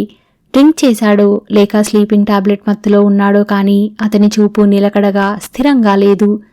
కళ్యాణి, నువ్వా? అతను లేవబోయాడు. కాని సాధ్యం కానట్టుగా మళ్ళీ కూర్చుండిపోయాడు. కళ్యాణి అడుగులో అడుగు వేసినట్టు నడిచి అతనికి దగ్గరగా వచ్చింది. కృష్ణ, ఏమిటిది? ఏముంది? కాస్త ఒంట్లో బాగాలేదు అంతే. ఒంట్లో బాగాలేదా? ఎప్పటినుంచి? అతను మాట్లాడలేదు. నన్నెందుకిలా మోసం చేశావు? నిష్ఠూరంగా అంది. అతని పెదవుల మీద విరక్తి వాడిన చిరునవ్వు కదిలింది. నువ్వు కూడా అదే మాట అంటున్నావా? ఇంకెవరైనా అన్నారా? అతను మాట్లాడలేదు. ఏమిటి అన్యాయం? అసలేమైంది? ఏం కాలేదు. ఏం కాలేదా? నేను ఫోన్ చేస్తే బిజీ ఉన్నావని, పేషెంట్స్ ఎక్కువగా ఉన్నారని చెప్పిన వాడివి అసలు నువ్వు క్లినిక్కే వెళ్ళట్లేదు అని తెలిస్తే ఎలా ఉంటుంది? కృష్ణ, ఏమైంది? ఏం జరిగింది? అతను చేతుల్లోనే తలదించుకున్నాడు. కళ్యాణి, ప్లీజ్ నన్నేమీ అడగకు, దయించి ఏమీ అడగకు, నేను జవాబు చెప్పలేను. అదే ఎందుకని అంటున్నాను. ఇది నేను ఒక్కడినే భరించాల్సిన సంగతి. అంటే నేను వినకూడదన్నమాట. అయితే మన స్నేహానికి అర్థమేమిటి అని అడుగుతున్నాను. నాకు నువ్వు తోడు ఉన్నావు, కానీ నేను నీకు లేననేగా. ఇంతలో ఫోన్ మోగింది. వంట మనిషి వచ్చి ఫోన్ తెచ్చింది.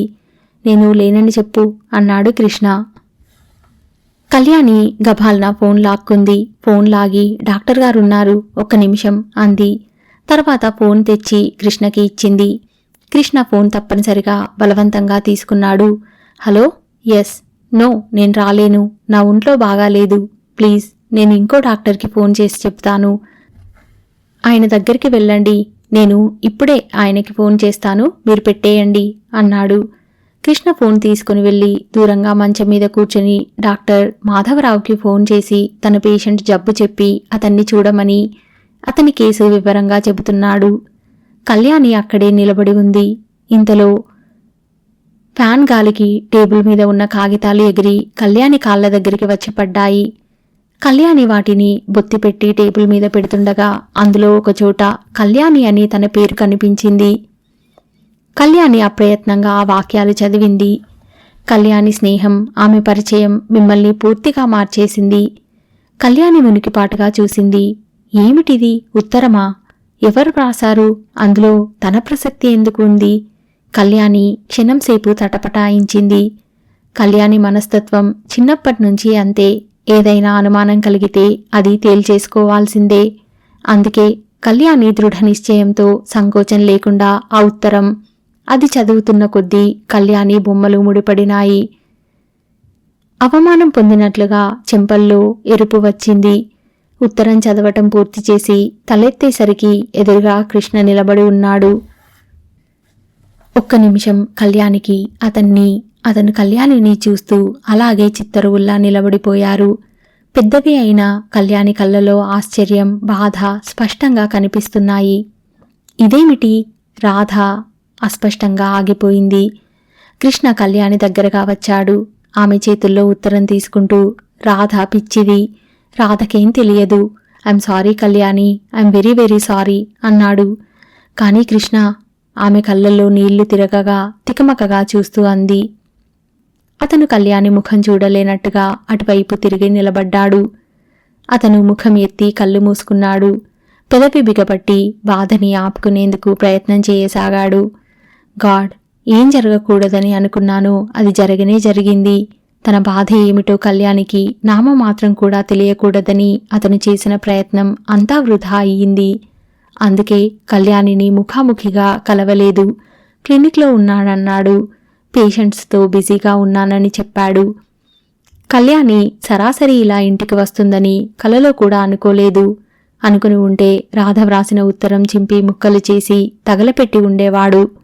అతని పెదవి రక్తం వచ్చేటంత గట్టిగా నొక్కిపట్టాడు. కృష్ణ, కళ్యాణి దీనంగా పిలిచింది.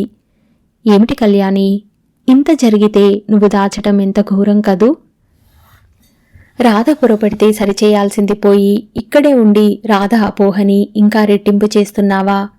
కళ్యాణి, నేను రాధ కోసం వెళ్ళలేను. వెళ్ళలేవా? ఎందుకని? ఆశ్చర్యంగా అడిగింది. రాధకి నేను ఎందుకు దూరంగా ఉన్నానో రాధకి చెప్పలేను. అదేమిటి? భార్యాభర్తల మధ్య చెప్పలేందంటూ ఏముంటుంది? నా దురదృష్టం అదే. రాధకి నాకు అడ్డుగోడలా ఒక భయంకరమైన విషయం ఉంది. అతను కుర్చీలో కూలబడ్డాడు. కళ్యాణి దగ్గరికి వచ్చింది. అతను చేతుల్లోకి తలదించుకున్నాడు. కళ్యాణి అడగలేనట్టు అడిగింది. అది నేను వినకూడదా? ఇన్నాళ్ళు పంచుకునేవాళ్ళు లేక ఈ సంగతి నా గుండెల నిండా దావానంలా దహించి వేస్తోంది. పైకి నవ్వుతూ కేవలం డాక్టర్గానే బ్రతుకుతూ వచ్చాను. రాధ కోసమే వృత్తిని 10 పెంచుకున్నాను. రాధ సంతోషం కోసమే ఐశ్వర్యం కావాలని అనుకున్నాను. కళ్యాణి, కృష్ణ హఠాత్తుగా చెప్పటం ప్రారంభించాడు.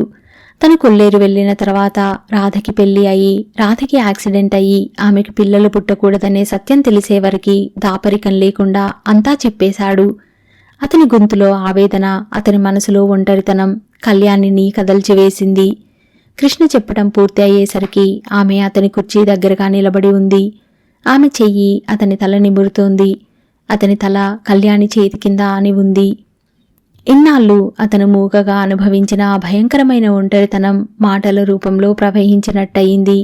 అతను చెప్పటం పూర్తి చేసి అన్నాడు, కళ్యాణి, ఇప్పుడు చెప్పు, నేను చేసిన దాంట్లో ఏమైనా తప్పుందా? ఆర్తిగా ఉంది అతని స్వరం. పిచ్చి కృష్ణ, ఏమని చెప్పను, ఏమని ఓదార్చను నిన్ను? మనిద్దరి జీవితాలు ఒకే రకంగా ఉన్నాయి. డాడీకి నా జబ్బు తెలియకూడదని నేను, రాధకి పిల్లలు పుట్టకూడదనే విషయం తెలియకూడదని నువ్వు, ఇద్దరం నాటకం ఆడాం. విషాదాలు మనసుల్లో ఒంటరిగా అనుభవించటం కంటే చిత్రహింస ఇంకోటి లేదు. నన్నేం చేయమంటావు చెప్పు? రాధ దగ్గరికి రెక్కలు కట్టుకుని ఎగిరి వెళ్లాలని ఉంది. కానీ రాధకి నేను మళ్లీ దూరంగా ఉంటే నా మనసులో తనకి మామూలు చోటు రాలేదని దిగులు పడుతుంది. మా ఇద్దరికి మధ్య ఉన్న అఘాతమేమిటో నేను రాధకి నోరు విప్పి చెప్పలేను. ఆ విషమ పరిస్థితి ఎలా దాటాలో నాకు తెలియటం లేదు. కృష్ణ, ఈ విషవలయంలోకి నేను నిన్నే ఇడ్చాను, నేనే లేవనెత్తాలి. ఆ బాధ్యత నాదే, అస్పష్టంగా అంది కళ్యాణి. కళ్యాణికి కృష్ణని చూస్తుంటే జాలి వేస్తోంది. ఈ మహోన్నతమైన వ్యక్తిలో అంతర్గతంగా ఎంత ఆవేదన ఉంది. ఇంత బడబాగ్ని హృదయంలో దాచుకుని మూగగా భరిస్తున్నాడు. అయినా అతని పెదవుల మీద చిరునవ్వు రవంత కూడా చెక్కు చెదరలేదు. అతని బాధని రవంత కూడా బయటి వాళ్ళకి తెలియనీయలేదు. రాధ అతని ఆయువు పట్టు. రాధ వెళ్ళిపోయేసరికి అతని సంయమన శక్తి సడలిపోయింది. అతని నమ్మకం బీటలు వారింది. రాధ మీద అతనికి ఎంత ప్రేమ ఉందో తెలుస్తూనే ఉంది. అతని హృదయం రాధకే అంకితం. మరో వ్యక్తికి అక్కడ స్థానం లేదు. నిజంగా రాధ ఎంత అదృష్టవంతురాలు. ఆ క్షణంలో కళ్యాణికి రాధ మీద ఈర్ష్య కలగలేదు. కృష్ణలాంటి మంచి వ్యక్తిని తన జీవితంలో స్నేహితుడిగా పొందినందుకు ఆనందించింది, గర్వించింది. కళ్యాణి, కళ్యాణి! రాజారాం గారు కూతురి గదిలోకి వచ్చారు. కళ్యాణి గదిలో లేదు. గౌరీ ఎదురు వచ్చింది. అమ్మాయి గారు లేరు బాబు, ఊరు వెళ్తున్నారు. రేపు సాయంత్రానికి వచ్చేస్తానని చెప్పారు. ఊరా? ఏ ఊరు? కొల్లేరు దగ్గర దోసపాడట. అక్కడ ఎవరో స్నేహితురాలుందట. చూసి వస్తానని వెళ్లారు. అదేమిటి, నాకు చెప్పనేలేదు? చూడు గౌరీ, అమ్మాయి డైరీ ఎక్కడుంది? కళానిలయం సెక్రటరీ వచ్చాడు. 6వ తేదీ వాళ్ల ఫంక్షన్కి రమ్మనమని ఆహ్వానించారట. కళ్యాణి అనుమతి ఇస్తున్నట్టు లెటర్ టైప్ చేసి సిద్ధంగా ఉంచుతాను. ఈరోజు వచ్చి తీసుకువెళ్లమందట. తాళం చెవులెక్కడున్నాయి? ఇక్కడున్నాయ్యా అంటూ గౌరీ తాళం చెవులు తెచ్చి ఇచ్చింది. రాజారాం గారు డ్రాయర్ తెరిచి చూశారు. అక్కడ ఆల్బమ్, గ్రీటింగ్ కార్డ్స్ తప్ప ఉత్తరం లేదు. ఆయన వెళ్లి బీరువా తెరిచారు. అందులో డైరీలు, ఫైల్స్ ఉన్నాయి. వాటితో పాటు ఎక్స్రేలు ఉన్నాయి. ఈ ఎక్స్రేలు ఏమిటబ్బా అనుకుంటూ ఆయన వాటిని తీసి చూశారు. వాటిని పరీక్షగా చూస్తుంటే ఆయన నుదుటన చెమటలు అలుముకోసాగినాయి. ఏమిటవి? ఇదేం దారుణం! ఇవి కళ్యాణి స్కల్ ఎక్స్రేలు. ప్రసిద్ధ డాక్టర్లు బ్రెయిన్ ట్యూమర్ అని ధృవపరిచే ప్రిస్క్రిప్షన్. ఆయన తల తిరిగిపోతోంది. కళ్యాణి సుస్థికి కారణం మీద త్రివేంద్రంలో డాక్టర్ ఇచ్చిన ప్రిస్క్రిప్షన్, తీయించిన ఎక్స్రే ఉంది. త్రివేంద్రం నుంచి తిరిగి వచ్చిన కళ్యాణిలో కనిపించిన మార్పుకి కారణం ఇదా? ఆయన వణుకుతున్న చేతులతో డైరీ తీసి చదివారు. కళ్యాణి తన బాధనంతా ఆ డైరీలో వ్రాసుకుంది. నాకీ వ్యాధి అని తెలిస్తే డాడీ గుండె పగిలిపోతుంది. భగవంతుడా, నేనేం చెయ్యను? నా ఆరోగ్యం గురించి ఆయన ఆదుర్దా పడుతున్న ఆయనకి నోరు విప్పి ఏం చెప్పను? త్రివేంద్రంలో నాకు ఏదో జరగరాని సంఘటన జరిగిందని డాడీ అనుకుంటున్నారు. అది నా ఆరోగ్యానికి సంబంధించిన భయంకరమైన సంఘటన అని తెలిస్తే ఆయన గుండె చెరువైపోతుంది. డాడీ నా కాలికి చిన్న దెబ్బ తగిలితే చూసి సహించలేని నువ్వు నా ప్రాణం పోతుంది అంటే ఏమైపోతావు? డాడీ, నా మూలంగా నీకు ఇంత బాధ ఎదురవుతుంది అంటే నాకెలాగో ఉంది. ఒక్కసారి మరీ అనిపిస్తుంది, ఏ కారు కిందైనా తలపెట్టేసి యాక్సిడెంట్లో నా ప్రాణం తీసుకుందామా అని. అప్పుడు డాడీ యాక్సిడెంట్లో అని అనుకుంటారు. ఈ బాధ ఉండదేమో. కానీ దేవుడు ఎలాగో నా ప్రాణం తీసుకుంటున్నాడు. ఉన్న ఈ కొద్ది రోజులను కూడా నేనెందుకు దూరం చేసుకోవాలి? నాకసలు చిన్నప్పటి నుంచి ఈ జీవితం మీద ఎందుకింత మమకారం? నేను అల్పాయుష్కురాలిని కాబట్టా? రాత్రివేళ ఎంత భయం వేస్తోందని, మృత్యువు ఎలా ఉంటుంది భయంకరంగా పీడిస్తూ నన్ను చిత్రహింస పెట్టి నా ప్రాణం తీస్తుందా, లేక కన్నతల్లిలా జోకొట్టి నిద్రపుచ్చుతుందా? నా జీవితంలో కృష్ణ ఒక వరంలా వచ్చాడు. అతని స్నేహం నా జీవితం చివరి ఘడియల్లోకి వెళ్ళిపోతున్న నాకు ఎంత స్థైర్యాన్ని ఇస్తోంది. పిచ్చి డాడీ, కృష్ణ నేను కేవలం స్నేహితులం తప్ప మా మధ్య ఇంకే ఆకర్షణ లేదని తెలియదు. కృష్ణకి పెళ్లి అయిందని, అతనికి భార్య అంటే ప్రాణం అని కూడా డాడీకి తెలియదు. తెలిసిన నేను డాడీకి తెలియచెప్పలేదు. ఆశాభంగం కలిగించటం నాకిష్టం లేదు. డాడీ, నేను నిన్ను ఎంత బాధ పెడుతున్నానో తలుచుకుంటే ఎంత ఏడుపు వస్తోందో తెలుసా? డాడీ, నేను ఎప్పుడైనా కాస్త కంటతడి పెడితే నువ్వు దానికి కారణం తెలుసుకుని అది సరిచేసే వరకు ఊరుకునేవాడివి కావు. అందుకే నీ ముందు కంటతడి పెట్టడం లేదు. ఎందుకంటే నేను ఏడిస్తే నువ్వు కారణం అడుగుతావు. ఈసారి నువ్వేం చేయలేవు. నా ఆసక్తత నిన్ను కృంగదీస్తోంది. అందుకే నేను నా పెదవుల మీద చిరునవ్వు చెక్కు చెదరకుండా తిరుగుతున్నాను. డాడీ, నీ ముందు నేను ఎప్పుడూ ఏ విషయమూ దాచలేదు. కానీ ఈ సంగతి దాచక గత్యంతరం లేకపోయింది. నన్ను క్షమించగలవా? నన్ను క్షమించు డాడీ. నాకు చావంటే భయం లేదు. ఎందుకంటే పుట్టిన క్షణంలోనే మనిషి ఎప్పుడు చనిపోవాలో నిర్ణయం అయి ఉంటుంది. నా భయం నీ గురించే. నువ్వు దీన్ని ఎలా తట్టుకోగలవు? నిన్ను ఎవరు ఓదారుస్తారు? కనీసం అమ్మ ఉన్నా నీకు తోడు ఉందిలే అని తృప్తిగా ఉండేది. పిచ్చి డాడీ, ఈ ప్రపంచంలో నిన్ను ఒంటరివాడిని చేసి వెళ్లాలంటే నిజంగా చాలా భయంగా ఉంది. ఎందుకంటే నీ ఆలోచనలు, నీ ఆనందం అంతా నా చుట్టూనే తిరుగుతూ ఉంటుందని నాకు తెలుసు డాడీ. నీకు మనోబలం ఇమ్మని నేను ప్రతిరోజు ఆ దేవుడిని ప్రార్థిస్తున్నానని నీకు తెలియదు కదూ? ఆయన ఆ డైరీని పట్టుకుని అక్కడ కుర్చీలో కూలబడిపోయారు. ఆయన పెదవులు వణుకుతున్నాయి. కళ్ళలో నుంచి నీళ్లు ధారలు కడుతున్నాయి. తల్లి, నా తల్లి, ఎంత పని చేశావమ్మా? అస్పష్టంగా అన్నారు. ఇంతలో గౌరీ వచ్చింది. అయ్యా, వాళ్ళు పిలుస్తున్నారు అంది. ఆయన లేచారు. గౌరీ, వాళ్ళని వెళ్ళిపోమ్మని చెప్పు. ఆ ఉత్తరం దొరకలేదని చెప్పు. గణపతి ఎక్కడా? కారు తీయమను. నేను అర్జెంటుగా కొల్లేరు దగ్గరున్న ఆ దోసపాడు వెళ్ళాలి. నా తల్లిని తీసుకురావాలి అన్నారు. గౌరీ ఆయనని వింతగా చూసి సరే అన్నట్లు తలూపి వెళ్ళింది. పల్లెటూరులో రాధ వరండాలో పడకుర్చీలో కూర్చుని ఉంది. రాధ కళ్ళు దూరంగా చెట్ల చాటున అస్తమిస్తున్న సూర్యుడిని చూస్తున్నాయి. రాధకి కృష్ణ సైకిల్ మీద వస్తున్నట్టే అనిపిస్తోంది. అంతలోనే ఆ దృశ్యం కరిగిపోతోంది. చెట్ల ఆకుల కదలిక, నువ్వెంత పిచ్చిదానివి, కృష్ణ నీకోసం వస్తాడా అని వెక్కిరిస్తూ నవ్వుతున్నట్లుగా అనిపిస్తోంది. నేను పిచ్చిదాన్ని, చాలా పిచ్చిదాన్ని, రాధ కళ్ళు మూసుకుంటూ అనుకుంది. మూసుకున్న రాధ కళ్ళ ముందు కృష్ణ, కళ్యాణి ఆనందంగా తిరుగుతున్న దృశ్యాలు అనేకం కనిపిస్తున్నాయి. రాధకి దుఃఖం వచ్చింది. పెదవి ఎంత బిగపట్టినా కనురెప్పల మీద తిరగబడి కన్నీళ్లు బయటకు వస్తున్నాయి. అయిపోయింది, తన జీవితం అయిపోయింది. ఒక మామూలు ఆడపిల్ల బ్రతుకంతా అర్థాంతరంగా ముగిసిపోయింది. ఈ ప్రపంచంలో భర్త వదిలేయగా పుట్టింటికి చేరిన వేలాది ఆడపిల్లల్లో తను ఒక్కతే అయిపోయింది. ఇలా ఎందుకయ్యింది?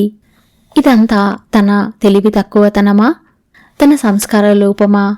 ఎందుకిలా అయ్యింది? కృష్ణతో తన జీవితం ఎంత అందంగా మొదలయ్యింది. ఆ అనుభూతి ఎంత అనిర్వచనీయమైంది. అతని భవిష్యత్తులో తన జీవితం పెనవేసుకుని ఒక మధుర స్వప్నంలా ముగిసిపోతుందని నమ్మింది. అతను ఒక మహోన్నతమైన వ్యక్తి అనుకుంది. రాధకి తన మీద తనకే అంతులేని కోపం వస్తోంది. కృష్ణ తనని మోసం చేయలేదు. తన మనసే తనని బాగా మోసం చేసింది. ఈ పాపిష్టి మనసుకి ఊహలు, ఆశలు మహా ఎక్కువ. ఆ ఆశాభంగానికి కారణం ఎవరో కాదు, తనే. ఈ శిక్ష తనకి పడాల్సిందే. ఇది బాగా తగిన శిక్షే. చాలామంది ఆడపిల్లలు ఇంతే, తనలాగానే జీవితాలని సుందర స్వప్నాలుగా ఊహించుకుంటారు. చివరికి అవి పగటి కలలుగా పరిసమాప్తి చెందుతాయి. రాధ కళ్ళు తుడుచుకుంది. ఆకాశం వైపు చూస్తున్న రాధకి ఎందుకు తనకి శరీరం భారంగా, దానిమీద అసలు ఇచ్చలేనట్టుగా అనిపించసాగింది.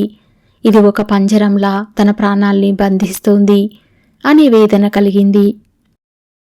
చావు తనకి సరైన విశ్రాంతి అనిపించసాగింది. ఈ ఊరు వచ్చి అప్పుడే ఇన్ని నెలలయ్యింది. రోజూ కృష్ణ రాక కోసం ఎదురు చూస్తోంది. అతను రాలేదు. కనీసం ఒక చిన్న ఉత్తరమైనా రాయలేదు.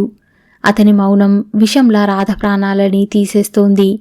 అంత లెక్క లేకుండా పోయిందన్నమాట. తను ఇలా రావటమే అతనికి హాయిగా ఉందేమో. అతను కోరుకున్నది ఇదేనేమో. అవును, నేను పల్లెటూరు దాన్ని. అతని జీవితంలో అతన్ని నిలబెట్టిన అంతస్తులో ఇమడలేకపోయానేమో. అతనికి తన భార్య సరదాగా అందరిలోకి బయటికి రావాలని ఉండేది. తనకి మొహమాటంగా అనిపించేది. అతనికి కళ్యాణి సరైన జోడు. కళ్యాణి హోయలు సొగసు అతనికి సరిగ్గా సరిపోయిన వ్యక్తి అయిందేమో. రాధ గుండె నిండా బేలతనం పొంగి పొరలిపోతోంది. నేనేం చేశాను? అది నా నేరమా? నేను పుట్టి పెరిగిన పరిస్థితులు అవి అనుకోసాగింది. అమ్మకేమని చెప్పాలి? అన్నయ్యకి ఏమని సమాధానం చెప్పాలి? మౌనంగా చావును వరించటమే దీనికి పరిష్కారమా? దానికి ఇంకో మార్గం లేదా అనుకోసాగింది. పరధ్యాసగా చూస్తున్న రాధ కళ్ళు అడుగుల చప్పుడికి తిరిగి చూశాయి. దూరంగా ఇంటి ముందున్న కాలువ మీద తాటిబుండ్లు దాటి ఒక యువతి ఇటే వస్తోంది. ఆకుపచ్చ చీర కట్టుకున్న యువతి ఎవరు? రాధ ఉలికిపాటుగా కుర్చీలో నుంచి లేచి కూర్చుంది. అప్పటికే తాటిబుండ్లని దాటిన కళ్యాణి సరాసరి మెట్లెక్కి రాధ దగ్గరికి వచ్చింది. రాధ కుర్చీలో నుంచి చివ్వున లేచింది. ఆవేశంతో వణికిపోతూ, నువ్వా? ఇక్కడికి వచ్చావా? ఏం కావాలని వచ్చావు? ఏం చూడాలని వచ్చావు? అంది. ఆమె ముఖం ఎంత ఆవేశంగా ఉందో కళ్యాణి ముఖం అంత ప్రసన్నంగా ఉంది. రాధ, నేను చేయాల్సిన ఆఖరి పని, చూడాల్సిన ఆఖరి దృశ్యం మిగిలి ఉంది. అందుకే వచ్చాను. ఏమిటి? ఏమిటి నీకు కావాల్సింది? నా ప్రాణాలు, అంతేగా? నీకు కావాల్సింది నా శవం, అంతేనా? అందుకేనా వచ్చావు? నా ప్రాణం అయినా ఆయన్ని కొల్లగొట్టావు. ఇంకా నేను బ్రతికి ఉంటానని అనుకున్నావా? నీ ఆనందానికి నేను అడ్డు వస్తానని అనుకున్నావా? రాధా, నా చావు చూసే వెళ్దువు కాని నేను దానికి తయారుగానే ఉన్నాను. కానీ ఒక్క మాట, అది నా కళ్ళెదురుగా వచ్చావు కాబట్టి అడుగుతున్నాను. నీకేం తక్కువ? అందం, ఐశ్వర్యం అన్నీ ఉన్నాయి నీకు. మీ నాన్న కోటీశ్వరుడు అని విన్నాను. కోట్లు గుమ్మరించుకొని కోరుకున్న వాడిని భర్తగా పొందగలిగేదానివి. నా భర్తే కావలసి వచ్చాడా? రాధా ఏదో చెప్పబోయింది. ఆగు, నేను అడిగిన దానికి జవాబు చెప్పు. నాకు తెలుసు నువ్వు నన్ను ఏం చేయలేవు. ఇందులో ఆయన తప్పేం లేదు. మీ ఇంటికి డాక్టర్గానే వచ్చారు. ఆ రోజు గణపతి పరిగెత్తుకు వస్తే నేనే ఆయన్ని మీ ఇంటికి పంపించాను. ఆయన నిన్ను అందరి పేషెంట్లని చూసినట్టే చూశారు. నువ్వే నీ అందంతో, నీ చతురతతో ఆయన మీద వలవేశావు. జబ్బు అంటూ సాగుపెట్టి ఆయన్ని ఇంటికి రప్పించుకున్నావు. ఆయన మాట చివరికి ఆయన కంటి నిండా చూసుకునే అదృష్టం కూడా నాకు లేకుండా చేశావు. ఆయనకి ఒక ఇల్లు, భార్య ఉందని తెలిసి కూడా ఆయనని పెళ్లి చేసుకోవటానికి సిద్ధపడ్డావు. ఛీ, నువ్వు కూడా ఒక ఆడదానివేనా? రాధా, ఇన్ని మాటలు అన్నావమ్మా. ఎందుకంత తొందరపడ్డావు? నోరు జారిన మాటని వెనక్కి తీసుకోలేం. ఆరిపోయే దీపాన్ని కొంచెం ఓపికతో చూస్తే ఏమవుతుంది? చాలే నీ మాటలు. అవును రాధా, ఆరిపోయే దీపానికే వెలుగు ఎక్కువ. అది నీకు చెప్పినా అర్థం కాదు. నువ్వు నన్ను అపార్థం చేసుకున్నా పర్వాలేదు. డాక్టర్ గారిని మాత్రం అవమానించకు, అనుమానించకు. ఆయన మనసులో నువ్వు తప్ప ఎవరూ లేరు. ఆయన నిన్ను ఎంత ప్రేమిస్తున్నారో నీకు తెలియదు. ఎవరికైనా తెలియకుండా, కోరుకోకుండా ప్రేమించబడటం ఎంతో అదృష్టం. ఆ అదృష్టం నీ ఒక్కదానికే దక్కింది. అవును, నేను అదే గర్వించాను, అదే మురిసిపోయాను. కానీ ఆ ప్రేమలో నేనెప్పుడూ పాలు పంచుకోలేదు. కృష్ణ నా పట్ల చూపించింది జాలి మాత్రమే. అదే చెప్పి వెళ్ళటానికి వచ్చాను. రాధ ఆశ్చర్యంగా చూసింది. కళ్యాణి చెప్పింది, అవును, జాలి, అంతే. ఎందుకంటే ఆయన ఒక్కరికే తెలుసు చావు నన్ను తరుముకు వస్తోందని. నాకు బ్రెయిన్ ట్యూమర్ రాధా. ఇవి చూడు. కళ్యాణి బ్యాగులోంచి రిపోర్ట్స్ తీసి ఇచ్చింది. చూడు రాధా, అవి నా జీవితానికి శాసనపత్రాలు. అందుకే ఏ క్షణంలోనైనా మృత్యువు చుట్టుముట్టే రోగిని ఒక్క క్షణమైనా నవ్వించగలిగితే చాలు అని డాక్టర్ గారు ప్రవర్తించారు. కళ్ళ ముందే కన్న కూతురు రాలిపోతుందని తెలిస్తే డాడీ గుండె ఆగిపోతుందని నేను నవ్వుతూ నటించాను. నా నవ్వులకి నాన్న మురిసిపోయారు. ఆయన కూడా మాతో పాటు హాయిగా నవ్వేశారు. నా జీవితంలో మృత్యువు ఆడుతున్న ఆటని కప్పిపుచ్చటానికి నేను, డాడీ, డాక్టర్ గారు, ఒకరిని నమ్మించటానికి మరొకరు ఆడుకున్న ఆట ఇది. ఇందులో నువ్వు ఒకదానివి ఉన్నావని, ఇది నీకు ప్రాణాంతకంగా అవుతుందని నేను ఊహించలేకపోయాను. రాధ, పగవాళ్ళకి కూడా నాలాంటి దౌర్భాగ్యపు స్థితి రావద్దు.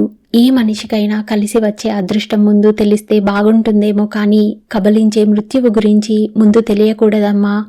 ముంచుకు వచ్చే మృత్యువు ముఖం వెనక దాచిపెట్టి కావలసిన వాళ్ళ దగ్గర నవ్వుతూ నటిస్తూ బతకడం కంటే దౌర్భాగ్యం ఇంకోటి లేదు. నాకు సాయం చేయబోయిన డాక్టర్ గారికి నా మూలంగా జరగకూడని అన్యాయం జరిగిపోయిందని తెలిసి నీకు ఇదంతా చెప్పి క్షమార్పణ కోరటానికి వచ్చానమ్మా. ఆ కాగితాలు చూస్తున్న రాధ నివ్వరపోయినట్టు తలెత్తి చూసింది. రాధ కళ్ళ ముందు అలుముకున్న మబ్బులేవో తొలగినట్టయింది. అవును, నిజమే. కళ్యాణి కళ్ళ కింద నల్లటి చారలు కనిపిస్తున్నాయి. ఆ ముఖం పాలిపోయినట్టుగా ఉంది. అనారోగ్యం నీడలు ఆ ముఖంలో స్పష్టంగా కనిపిస్తున్నాయి. కళ్యాణి అంది, చూడు రాధా, నువ్వు అన్నావే నాకు కోట్లు ఉన్నాయని. ఆ కోట్ల రూపాయలు నాకు ఆనందం ఇవ్వగలవా చెప్పు? ఒక్క నిమిషం నాకు ఆయుర్దాయం పెంచగలవా? అంతెందుకు, అందరి ఆడపిల్లలకి తీరే అతి మామూలు కోరిక ఒక పచ్చటి తాడు, ఒక ప్రేమించే మనసు నాకివ్వగలవా చెప్పు?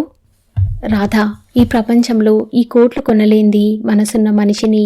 అలాంటి మనిషిని అవలీలగా అందుకున్న అదృష్టవంతురాలివి. ఆ మనిషిని అవమానించి అదృష్టానికి దూరం కాకు. కళ్యాణి, ఏమిటిది? రాధ అయోమయంగా చూసింది. ఇది నువ్వు తెలుసుకోవాల్సిన నిజం. ఇప్పటికైనా నువ్వు ఈ నిజం తెలుసుకుని కృష్ణ మనసుని అర్థం చేసుకో. రాధ కంపిస్తున్న స్వరంతో అంది, నేనేం చేశాను? ఆయన్ని అనుమానించాను. కళ్యాణి, నువ్వు నన్ను క్షమించినా ఆయన నన్ను క్షమించరు. ఆయనకి భార్యని అని చెప్పుకునే అర్హత కూడా లేదు. ఇంతలో బండి ఆగిన చప్పుడయింది. కళ్యాణి తిరిగి చూసింది. కృష్ణ బండిలో నుంచి ఉరికినట్టుగా దిగివచ్చాడు. అతని వెంట ఆనంద్ కూడా దిగాడు. కృష్ణని చూడగానే రాధ పరిగెత్తింది. కృష్ణ కూడా ఆతురతగా వచ్చాడు. ఏమండి? రాధ ఏడుస్తూ అతన్ని చూసింది. రాధ, ఎంత పని జరిగింది? అతను రాధనే చూస్తున్నాడు. నన్ను క్షమించండి రాధ, నేనే నిన్ను అడగాలి. ఎంత పని జరిగింది రాధ? అతని చేతులు రాధని చుట్టేసినాయి. నిన్ను ఈ పరిస్థితుల్లో పడేలా చేశాను నేను. అతని కంఠం పూడుకుపోయినట్టు మాట రాలేదు. కళ్యాణి ఆ ఇద్దరినే చూస్తోంది. వారి అనురాగాన్ని చూస్తోంది. వారి ఏకత్వాన్ని చూస్తోంది. కళ్యాణి కళ్ళు కన్నీటి పొరలు కమ్మినాయి. ఆ ఇరువురిని చూస్తుంటే కళ్యాణి మనసు ఆనందంగా అయింది. తన జీవితంలో ఏనాడు చూడని సుందర దృశ్యం చూస్తున్నట్టుగా అనుభూతి కలిగింది. రాధ ఏడుస్తూ అతని పాదాల దగ్గర కుప్పలా కూలిపోయింది. రాధకి సడన్గా నొప్పులు ప్రారంభమైనాయి. ఆనంద్ ఆపరేషన్కి అన్నీ సిద్ధం చేసుకుంటున్నాడు. నర్సులు స్ట్రెచ్చర్ తీసుకుని వచ్చారు. కృష్ణ రాధని అతి పదిలంగా దాని మీదకి ఎక్కించాడు. ఏవండి? రాధ బేలగా చూస్తూ చేయి చాచింది. కృష్ణ ఆ చేతిని 2 చేతులతో పట్టుకున్నాడు. రాధ, అతని కళ్ళల్లో అనురాగ గంగ పొంగి ప్రవహిస్తోంది. రాధ, అంతా బాగానే జరుగుతుంది, నిశ్చింతగా ఉండు. నువ్వు ఈ సమయంలో ఎంత ధైర్యంగా ఉంటే అంత సుఖప్రసవం అవుతుంది. ఏవండి? మీరు నన్ను క్షమించానని చెప్పండి. నా మీద కోపం లేదు కదా? ఛా, ఏమిటా మాటలు? ఆ మాటకి వస్తే నువ్వే నన్ను క్షమించాలి. లేదండి, నేను మూర్ఖురాల్ని అయిపోయాను. మిమ్మల్ని అర్థం చేసుకోలేకపోయాను. మంచితనానికి మీరు మేరు పర్వతమని మర్చిపోయి మిమ్మల్ని నా ఆడబుద్ధితో అనుమానించాను. మీరు నా కోసం, నా క్షేమం కోసం నాకు దూరంగా ఉంటే మీరు మారిపోయారని, కళ్యాణి మోజులో పడ్డారని అనుకున్నాను. ఆ అమాయకురాల్ని కూడా అనుమానించాను. ఏమండి? మీరు నన్ను క్షమించినా ఆ దేవుడు క్షమించడండి. ఈ ప్రమాదాన్ని నేనే కోరి తెచ్చుకున్నాను. నాకు ఈ శాస్తి కావాల్సిందే. మిమ్మల్ని అనుమానించినందుకు, మిమ్మల్ని బాధ పెట్టినందుకు నాకిది తగిన శిక్షేనండి. నేను ఆనందంగానే అనుభవిస్తాను. రాధ ఏడ్చేసింది. రాధ, అలా అనకు. నీకేం ప్రమాదం లేదు. నువ్వు ఆరోగ్యంగా ఉన్నావు. నువ్వు ధైర్యంగా ఉండు ప్లీజ్. నా కోసం నా రాధ నేను చెప్పినట్టు వింటుంది. కృష్ణ దుఃఖం బిగబట్టిన కంఠంతో అన్నాడు. ఏమండి? ఇలా రండి, నా దగ్గరగా రండి అంది. ఏమిటి రాధ? కృష్ణ రాధ ముఖం దగ్గరగా వంగి అన్నాడు. ఆమె అతన్ని మనసారా ఆఖరిసారిగా చూస్తున్నట్టుగా చూసింది. చేత్తో అతని చెంపని, గడ్డాన్ని తడిమింది. ఏమండి? నేను ధైర్యంగానే ఉన్నాను. మీరు? ప్రశ్నార్థకంగా అతని కళ్ళలోకి వెతికింది. కృష్ణ అతి కష్టం మీద కళ్ళనీళ్లు బిగపట్టుకుని నవ్వటానికి ప్రయత్నించాడు. ఆమె కళ్ళలో నుంచి నీళ్లు ధారలు కడుతున్నాయి. ఆర్తిగా చూస్తూ అంది, ఏమండి, నేను బ్రతక్కపోయినా పర్వాలేదు, మన బిడ్డ బతికితే చాలు. నా గుర్తు మీ కళ్ళెదురుగా ఉన్నా నాకు సంతోషమేనండి. రాధా, అలా అనకు. నువ్వు నాకు కావాలి. నువ్వు లేకపోతే నాకెవ్వరూ వద్దు. కృష్ణ. ఆనంద్ కృష్ణ భుజం మీద టైం అయిపోతోంది అన్నట్టు తట్టాడు. కృష్ణ రాధని చూసి చిరునవ్వు నవ్వాడు. ఆ చిరునవ్వులో నుంచి ఏదో శక్తి రాధలో నరనరానికి బలం ఇచ్చినట్టే ఉంది. ఇంతలో కళ్యాణి అక్కడికి వచ్చింది. రాధకి ఆ క్షణంలో కృష్ణ పక్కన కళ్యాణి కనిపించింది. క్షణంసేపు రాధ జంటగా కనిపిస్తున్న ఆ ఇద్దరి ముఖాలని మార్చి మార్చి చూసింది. రాధ, నీకోసం మేము వేచి చూస్తుంటాం తల్లి. భగవంతుడు నిన్ను చల్లగా చూస్తాడు అంది కళ్యాణి. రాధ చేయి చాచింది. కళ్యాణి ఆ చెయ్యి అందుకుని ముందుకు వంగింది. ఏమిటమ్మా? కళ్యాణి, నేను ఆపరేషన్ టేబుల్ మీదకి వెళ్లే ముందు ఏం కోరుకుంటానో తెలుసా? ఒకవేళ నేను తన దగ్గరికి రమ్మనటమే ఆ దేవుడి ఆజ్ఞ అయితే నా ఆయుష్ నీకిచ్చి కృష్ణని నీకు అప్పగించమంటాను. నా ఒంటి మీద తెలివి ఉన్నంతవరకు ఇదే నా ప్రార్థన, నా ఆఖరి విన్నపం ఇదే. రాధా, ఏమిటమ్మా ఆ మాటలు? నేను మనసారా కోరుకుంటున్నది అదే కళ్యాణి. నా ఆయుష్ నీకు ఇవ్వాలి. ఇదే నా ఆఖరి విన్నపం. నేను ఇంకేదీ కోరను. రాధ ఏడ్చేసింది. స్ట్రెచర్ ఆపరేషన్ థియేటర్లోకి వెళ్ళిపోయింది. తలుపులు మూసుకున్నాయి. కళ్యాణి ఒంటరిగా బయట నిలబడిపోయింది. నా ఆయుష్ నీకు ఇవ్వాలి. ఇదే నా ఆఖరి విన్నపం. రాధ కంఠం కళ్యాణి చెవుల్లో ప్రతిధ్వనిస్తోంది. ఇంతలో హాస్పిటల్ ముందు కారు వచ్చి ఆగింది. అందులో నుంచి రాజారాం గారు వచ్చి దిగారు. అమ్మా కళ్యాణి, ఆయన గబగబా మెట్లెక్కి వచ్చారు. డాడీ. కళ్యాణి ఆయన్ని చూడగానే ఎదురు పరిగెత్తింది. ఆయన్ని కౌగిలించుకుంది. ఆయన గుండెల మీద తల ఆనించుకుంది. మీరు వచ్చారా డాడీ? నేను చెప్పకుండా వచ్చేశానని మీకు కోపం వచ్చిందా? చిన్నపిల్లలా అడిగింది. ఆయన చెమర్చిన కళ్ళతో కూతురు తల నిమురుతూ అన్నారు, లేదమ్మా లేదు. నువ్వు చెప్పకుండా చేసిన పనుల్లో ఇదొకటే అనుకున్నాను. నా కన్న తల్లి నా దగ్గర ఇంత దాపరికం పెట్టుకుందని కలలో కూడా అనుకోలేదమ్మా. కళ్యాణి తలెత్తింది. అదేమిటి డాడీ? ఏం లేదమ్మా, ఏం లేదు. నేను చాలా దురదృష్టవంతుడిని డాడీ. కళ్యాణి అనుమానంగా భయంగా చూసింది. ఆయన ముఖం వేదనకి విషాదానికి మారుపేరుగా ఉంది. ఆయన కళ్ళు కళ్యాణి ఏనాడు చూడనంత దిగులుగా ఉన్నాయి. వాటిల్లో రాజసం లేదు, సర్వం కోల్పోయిన దీనత్వం ఉంది. అమ్మా, ఆయన బాధని దాచుకోవటానికి విశ్వ ప్రయత్నం చేస్తున్నారు. డాడీ, మీకు చూపుడు వేలు చూపిస్తూ అంది. అంతా తెలిసిందమ్మా, అంతా తెలిసింది. పొద్దుట నీ గదిలోకి వెళ్ళాను. అక్కడ డైరీలు, ఎక్స్రేలు కనిపించాయి. నా కోసం నువ్వు ఎంత నటించావు. అర్థమయ్యి నా గుండెలు బద్దలైనాయి. ఎందుకమ్మా దేవుడు ఇలా చేశాడు? కళ్యాణి దిగ్భ్రాంతిగా చూసింది. దేవుడికి మనుషుల జీవితాలతో ఆడుకోవటం చాలా సరదా డాడీ, చాలా సరదా. ఎందుకు చేశాడంటే ఆయనకి వినోదం. మనం కూడా వినోదంగానే తీసుకోవాలి. అమ్మా, ఆయన ఆదుర్దాగా చూశారు, వారించబోయారు. కానీ కళ్యాణి ఆగలేదు. ఇంకా విరగబడి నవ్వుతూనే ఉంది. ఆమెకి హఠాత్తుగా ముక్కు వెంట రక్తం రాసాగింది. చేతులు చాస్తూ గిరగిరా తిరుగుతూ, నాకు డాన్స్ చేయాలనిపిస్తోంది డాడీ, విలయతాండవం చేయాలనిపిస్తోంది అంది. కానీ అప్పటికే కళ్యాణి తల అదిరిపోతోంది. కాళ్ళు తడబడిపోతున్నాయి. చూపు స్థిరం తప్పింది. తూలిపోతుంటే తండ్రి పట్టుకున్నాడు. ఆమె మనసు తేలిపోతోంది. ఇదేమిటి? ప్రపంచమంతా ఇంత బీభత్సంగా ఉందే. ఆకులు ఇలా రాలిపోతున్నాయి. భూమి ఇలా తిరిగిపోతుందేమిటి? ఆకాశం ఎందుకు వంగిపోతోంది? ఏమిటి విపరీతం? ప్రకృతి విలయతాండవం చేస్తోందా? ఎక్కడికి తేలి వెళ్ళిపోతోంది తను? ప్రాణమో శరీరమో తూలిపోతోంది. ఏదైనా అండ దొరికితే బాగుండు. ఏదీ ఆధారం ఎక్కడా లేదు. కొద్దిసేపటికి కళ్యాణి కళ్ళు తెరిచింది. ఆ చూపులు పూర్తిగా స్థిరంగా ఉన్నాయి. ఎదురుగా తండ్రి కనిపించాడు. ఆయన ఏడుస్తున్నాడు. కృష్ణ నిలబడి ఉన్నాడు. కృష్ణ ముఖం ఆదుర్దాగా ఉంది. కళ్యాణి స్నేహపూరితమైన స్వరంతో పిలిచాడు. కృష్ణ ఎలా ఉంది? నాకేం తెలియటం లేదు.